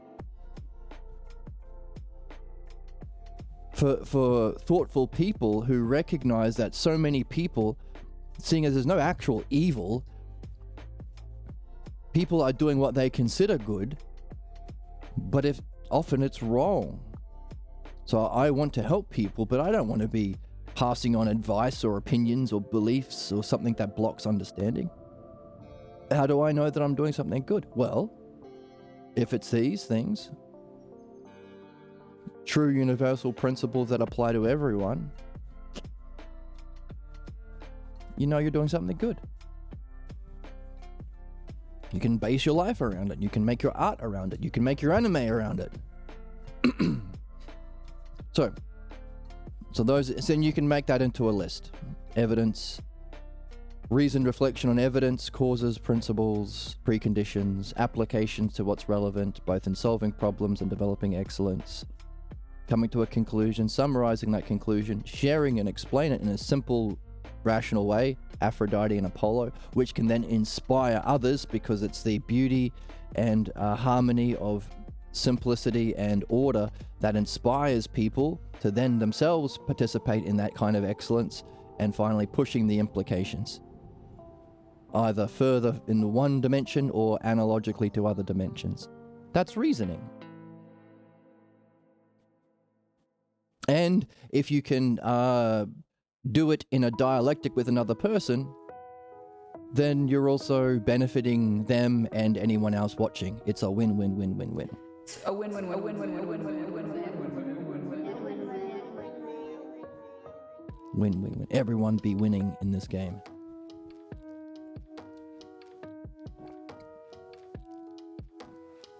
So, the true goal is, of all intelligible life, is to escape the fetters of belief in tribal gods, to return to the god that personifies the quest to. So again, it's a personification. It's not literally a sky daddy with a beard on a cloud. That's stupid. Oh, barbarianism, sorry, using the text. It is a personification of the quest. You're a wizard, Harry. Hero's journey. The quest. To the goal of all intelligible life, to know the self. Wow. Socrates says, the trial was fair, the judgment too was fair, and the punishment was fair. Bollocks. I mean, in one way, I guess you could...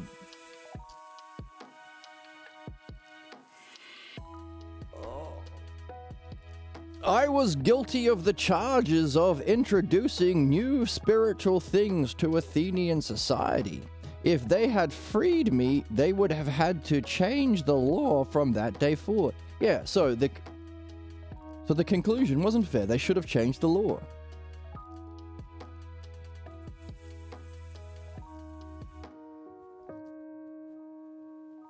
It's all well and good to say they should have a just society has the ability to change the laws, but if the trial was you shouldn't speak out against the gods as divine principle, sure, you shouldn't lie to people.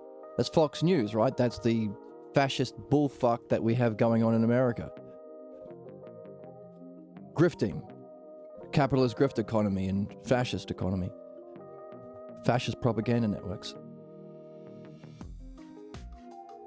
Again, the punishment wasn't fair because you don't kill people, you create the conditions for philosophical midwifery to address the problem itself and the conditions for that problem so we don't have the problem again. So I call shenanigans on that. The trial wasn't fair because the conclusion wasn't correct. He was guilty of the charges of introducing new spiritual things, but they should have changed the law. Now, if the law is don't speak up against the fact of the truth of reality, and your ideas of the truth of reality are false, then you also need to change that. So, I don't agree. I think it's the first time in the book I don't agree. I mean, I can say, yeah, I agree on one level. But no, the conclusion was false from the okay, alright. That they had a trial was fair. The judgment that he was guilty was true. The punishment is bullshit because we just said punishment doesn't solve anything. The punishment Socrates offered would have been the just one. He said room and board for his lifetime in the... what's it called? Socrates offered punishment, room and board in Prytaneum, the public dining hall, a reward normally reserved for Olympic visitors and benefactors of Athens. He offered this after being convicted of So you got to win the Olympics and you get like a day and a night, I think, there. And high-ranking government of like traveling royalty get to stay there for like one night. That's how significant the Prytaneum was. I've forgotten it already.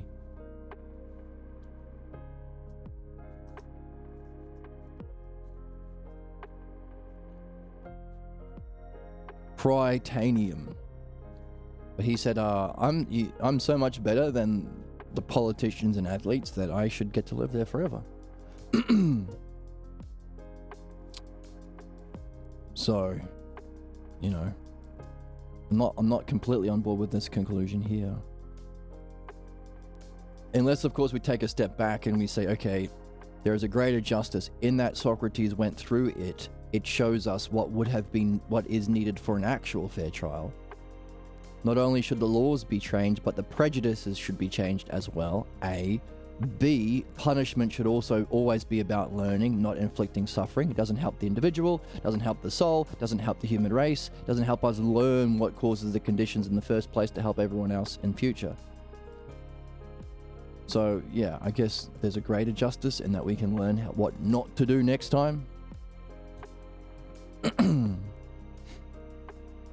Jesus. What follows the punishment that society pours upon their fellow man bring about a good? Yeah, that's what I'm saying. High five, Jesus.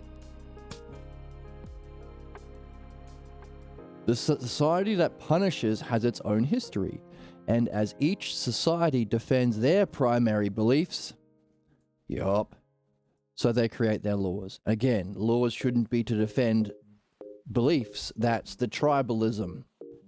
It should be to establish patterns that reflect the patterns of reality, the logos.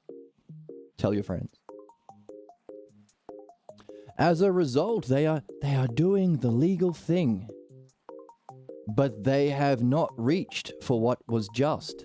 Yeah, that's what I'm saying. That's what I'm saying here. Hey. That's what I'm saying here, ayy. Ya gabagool. I'm saying that here. New York accent. Doing the legal thing, but not what was just. Athens, as you say, was rare, but if so, what do you find special about the history of Athens? Right? Should we live a life individually based on our beliefs? Fuck no. Always follow the logos. Is our soul going to be directed to a movement and journey based on beliefs? Fuck no. Follow the logos, truth, and knowing itself. Should a society make laws? These are the three levels that we're working with, right? Individual, soul, and society. Should the society make laws to defend their primary beliefs? Fuck no. The logos. Is what I'm saying here. Get me a pizza bagel. I'm a New Yorker. Hey.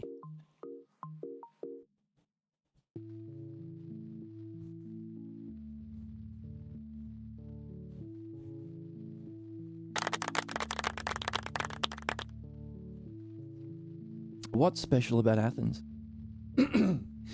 Athens was a rare historical event. It was the expression of vast and profound forces coming together. And because of this, it is not likely to be repeated in history. Well, we're gonna do it. I say to you, you're a tamale. I'm running out of phrases that I know from New York.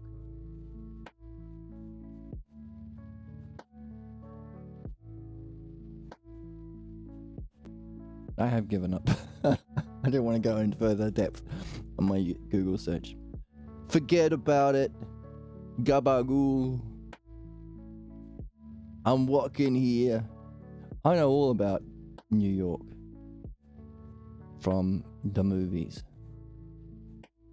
I'll take you to the movies, baby. Shorty. All right. Focus. All right, so we are going to create a similar place, but better. Or necessarily we have to, because, again, these prejudices of society that put an end to Socrates' life will put an end to all life if not addressed. So we either do this and put together a new way of being that can unite the whole world of mankind, the love of understanding, or beliefs will kill everyone. So, we can do it.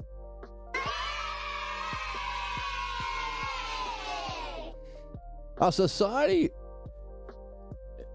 like Athens gave its citizens, rare historical event, vast and profound forces coming together.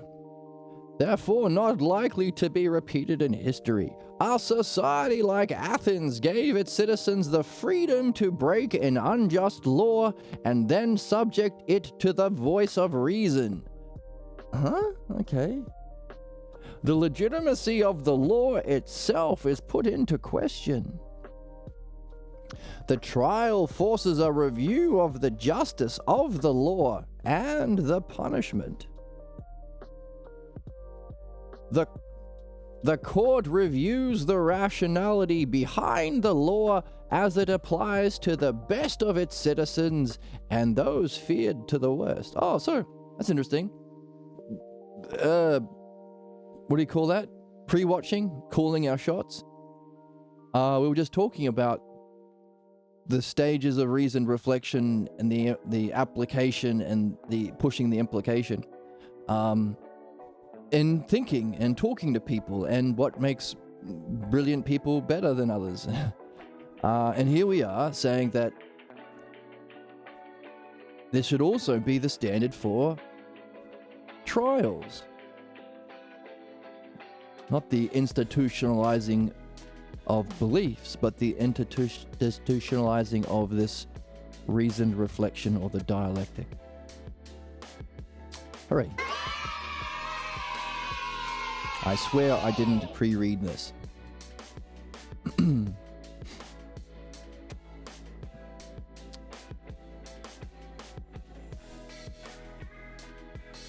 A review of the justice of the law and the punishment, reviews the rationality behind the law, applies it to the extremes, the best of its citizens. Like, we have to make sure that if there's a Socratic figure that emerges that can address the human problems that we are facing, put an end to mass suffering, inequality, and the extinction of life, then we have laws that make them feel loved and appreciated and supported and safe. The gun nuts, the religious believers that have been taught to kill people who go against belief, they don't have guns anymore. They are not allowed to play out their ignorance and hurt them. We need laws that protect the best of us, because that's who we need right now. We need a true philosophical hero. This one here, philosophical hero, in the book. But also the worst of us. The fascists, the dictators. This idea that we don't kill the best of us, that also applied to the worst of us. The Nazis, the genociders. The people sending troops against their own citizens.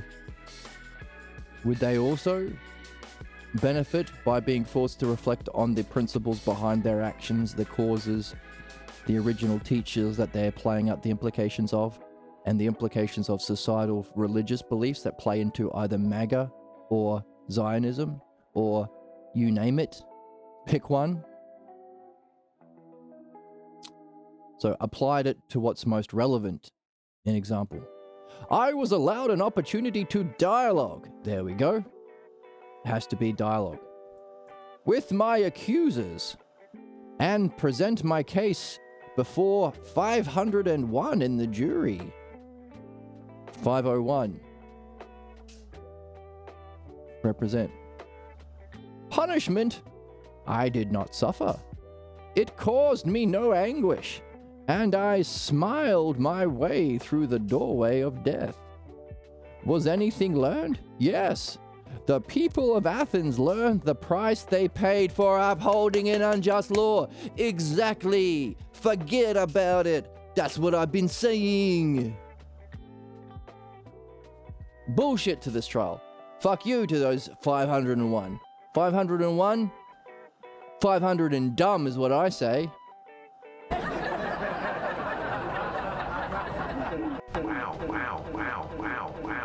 I say to those 501, Don't be disgusting. don't be disgusting.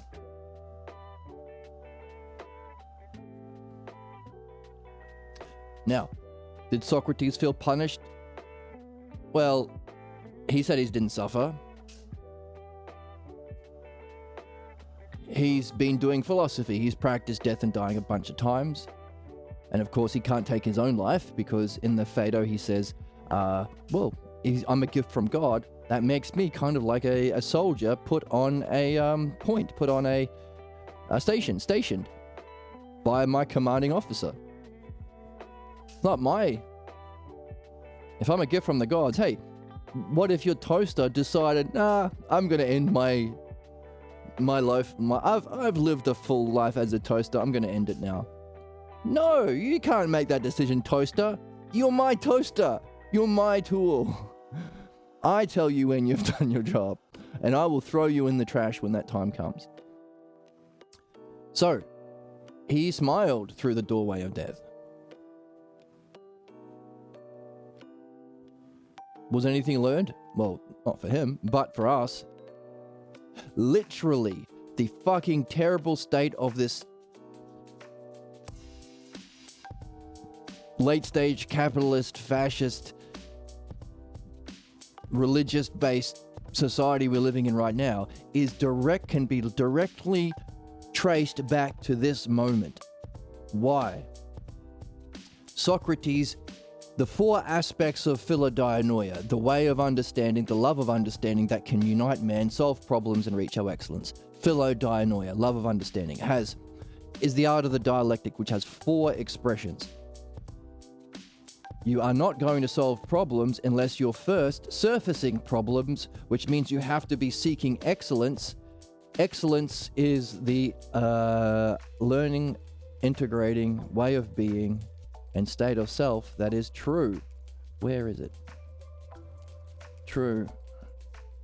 I repeat myself a lot, but I don't know. I don't know when people are discovering this stuff, so...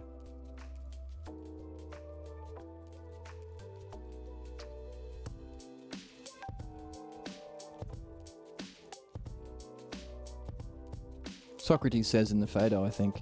It's worth saying a bunch of times.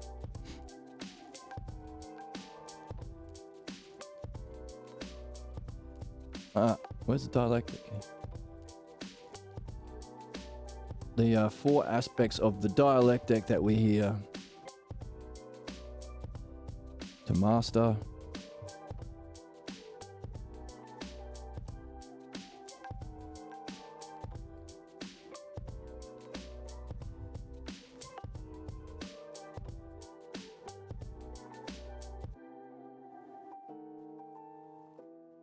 Oh my goodness.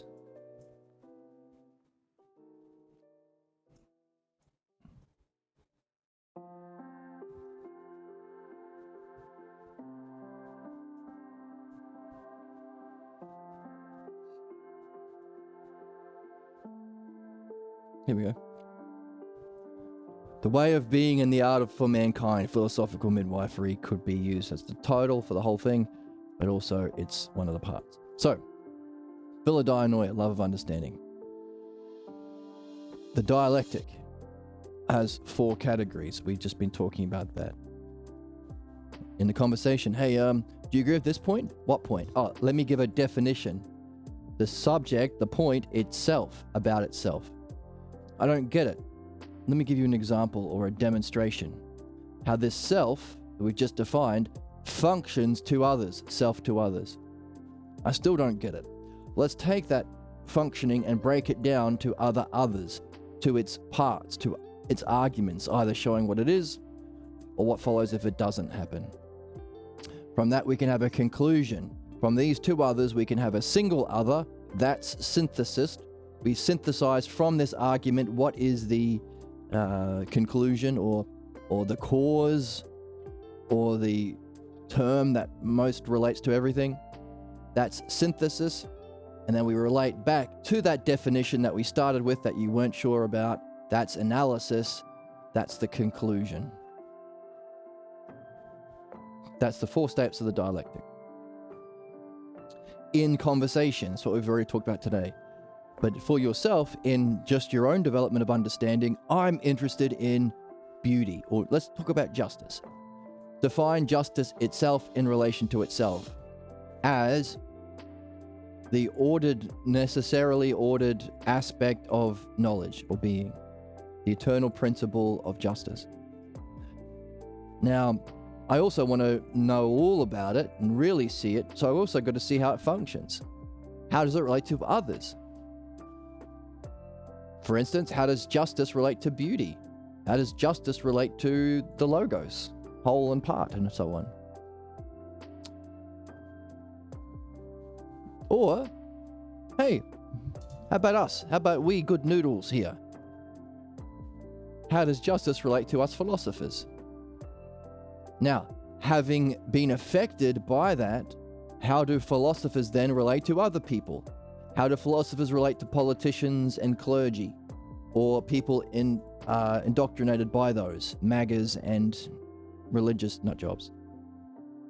How do we relate to others?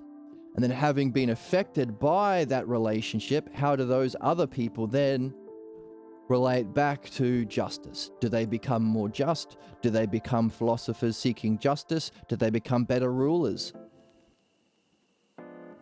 Better voters? So those are the 4 categories of the dialectic. But also, those 4 categories of the dialectic, or understanding, can be used to understand the dialectic itself. How do you learn the dialectic? You got to be reading a book that talks about what's true, because the dialectic is the true principles of understanding, knowing, and reality. That's philosophy, the dialectic applied to truth. That's why we read these books that we read up in here. Now that we've got the dialectic, what's the greatest functioning to others? To remove the problems. It's much greater to free ourselves from our loyalty to ignorance, because in doing that, the natural desire to master the real dialectic would emerge. Now that you're free from your problems, no more killing or slavery or wealth inequality or genocide, no more bombing of children, no more buying all the houses for the dozen billionaires to consolidate wealth at the expense of the suffering of all fucking human beings. What do we do now? Well, let's find the truth. Therefore, the application of the dialectic to address what's other than it midwifery.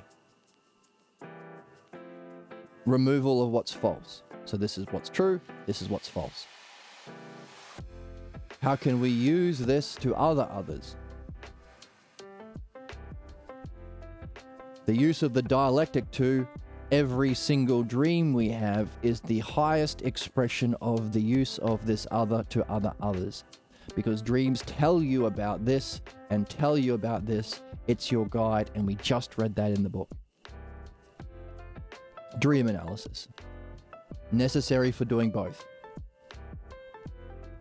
And if you do that, as a result of mastery of the dream analysis, allowing you to master these 2, you can now synthesize that. You've mastered this dialectic, you've integrated it into your life, while awake and asleep. You can now share it to others, so they can rediscover, or they can get on board. They can You're a wizard, Harry. see that they are wizards, Harrys. That's sharing it, or mythology.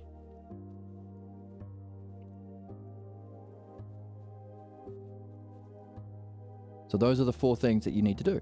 Everyone, always. Why aren't we doing it? Because that very trial we're talking about, the dude who was telling us this had all 4.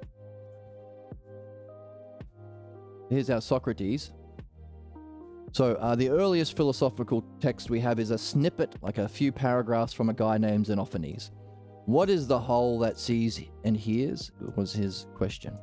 He taught Parmenides. Parmenides and Diotima, the master philosopher sage, who was a lady.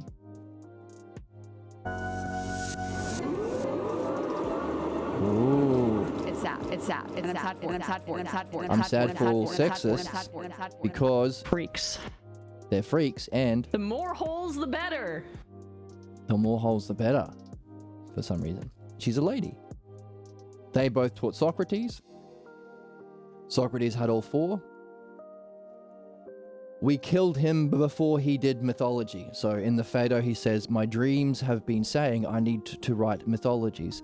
I need to use the poems, like the MCU of the time, Aesop's fables, and rearrange them to reflect these principles. So we would say, get a job on Dragon Ball. Or get a job working for Marvel Cinematic Universe. But we killed him before he was doing that. So we lost it when we murdered him.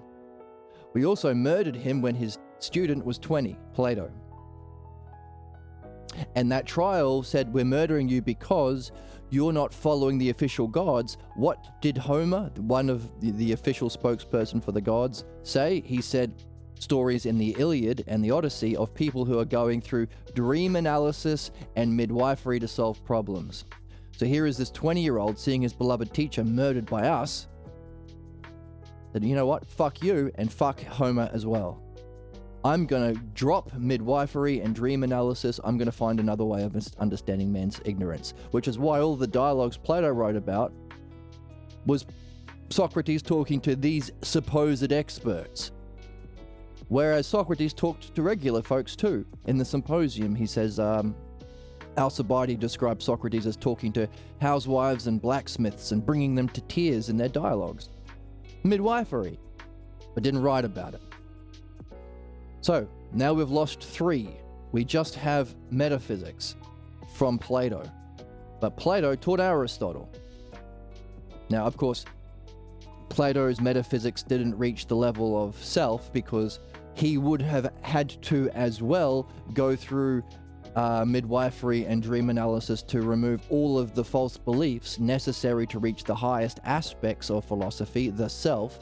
You can't have a false image of yourself and know the self, while you might be able to have experiences of the level of being or metaphysics. Still, we still had that. Aristotle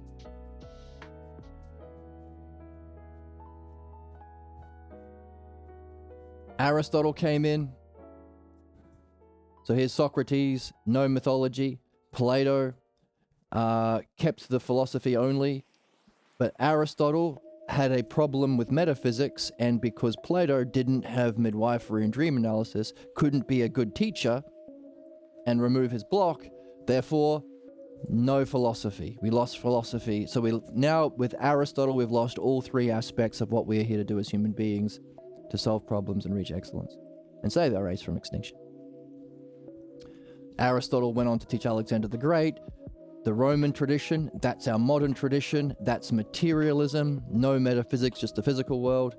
That's what causes our fate, our suffering, and our inevitable extinction. Aristotelian, and that's what, when you go into a room or a stream or a chat room and say, hey, by the way, if we reawaken philosophy, we can solve all these problems you guys are talking about. They'll say, fuck you, I know what philosophy is. They're wrong. Because they think Aristotle, which is no philosophy, is philosophy. We are facing the very same prejudices that Socrates faced in his trial.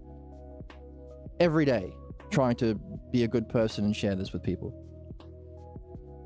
Why? Because we should have done a good trial with Socrates, made him the leader of Athens and the leader of the laws, and given him oh shit, what's the place again? Prytranium.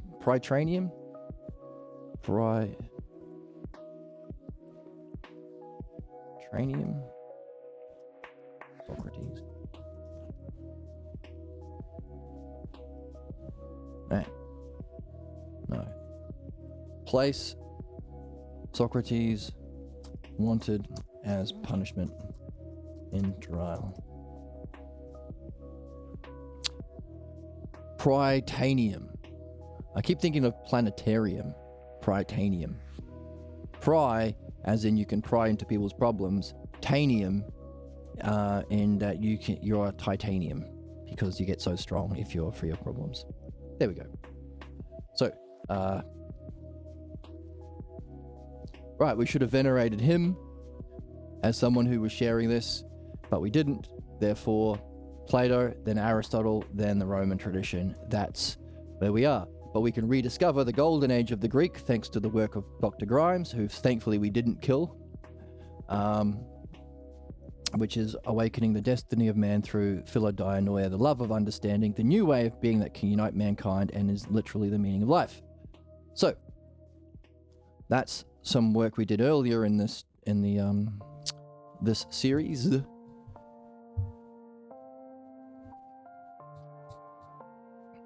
So was anything learned? Yes. What? The price for upholding an unjust law, which is what we are doing here. We are ourselves, through this reflection and reading from this book, which is a literal gift from Zeus. Not literal, but gift from someone who is themselves a rare, beautiful gift from God. We are learning the price that we pay as a society for doing this bullshit to Socrates and anyone like him. Upholding an unjust law, or defending our stupid beliefs, tradition, conserving tradition. Oh, we should allow the royalty because it's tradition. We should allow slavery, it's tradition. And instead going through this state, so reviewing the rationality behind the law, how it would apply to the best of us and the worst of us. We are seeing the price that we pay for these unjust laws, or laws that do not reflect justice. Justice, the logos. Therefore, we are seeing every day with the mass injustice, suffering, inequality, and torture, and so on, countless unnecessary conflict, death, and suffering, all nothing other than the implications of upholding unjust laws. Treating the best of us, Socrates, as the worst of us. While we've been talking a lot about the cause of human problems being belief, the historical cause to the specific problems we've also been tracing to Abraham and Zoroaster. But not only that, legally or historically, we can trace a root cause, this kind of a trial. So maybe Socrates knew that while he has to end his life here, and his daemon, or the voice from God guiding him, wasn't saying that was a bad thing, allowed him to smile, because as a race, 2,000 years later, more than 2,000 years later, we have what we need to turn our life around, individually and as a species. We have what we need to stop this Titanic from sinking. And that's perhaps a greater justice for mankind within a greater whole. And Socrates seems to be the kind of person who would have that kind of greater whole perspective, being someone who's completed his work here. So was that the inherent justice behind the time-based appearance of injustice of Socrates' trial, in that we get to learn what happens with this kind of shit? Maybe. It's up to us to do our best to find out. Do our best to master those four aspects of the dialectic, share it, and share an understanding of the root causes of our problems, both belief, Abraham and Zoroaster, and the lack of the conditions to address our false beliefs and develop understanding, a lack of the dialectic and true philosophy, a misunderstanding or prejudice of philosophy caused by Aristotle, and that very problem caused by our enacting of unjust laws and killing Socrates the way we did. Share it. Tell your friends. Because that's what we need to turn our human race around. And maybe that's the justice Socrates was seeing. Well, let's do our best to find out. Let's go for it. I mean, why not? What else are you going to do? Literally, it's the best game in town. I'm looking for someone to share in an adventure. And I'm looking for someone to share in this, the greatest venture, the archetype of the hero's journey itself. The quest of mankind. Join me. Join us. We're good people up in here. We're rad.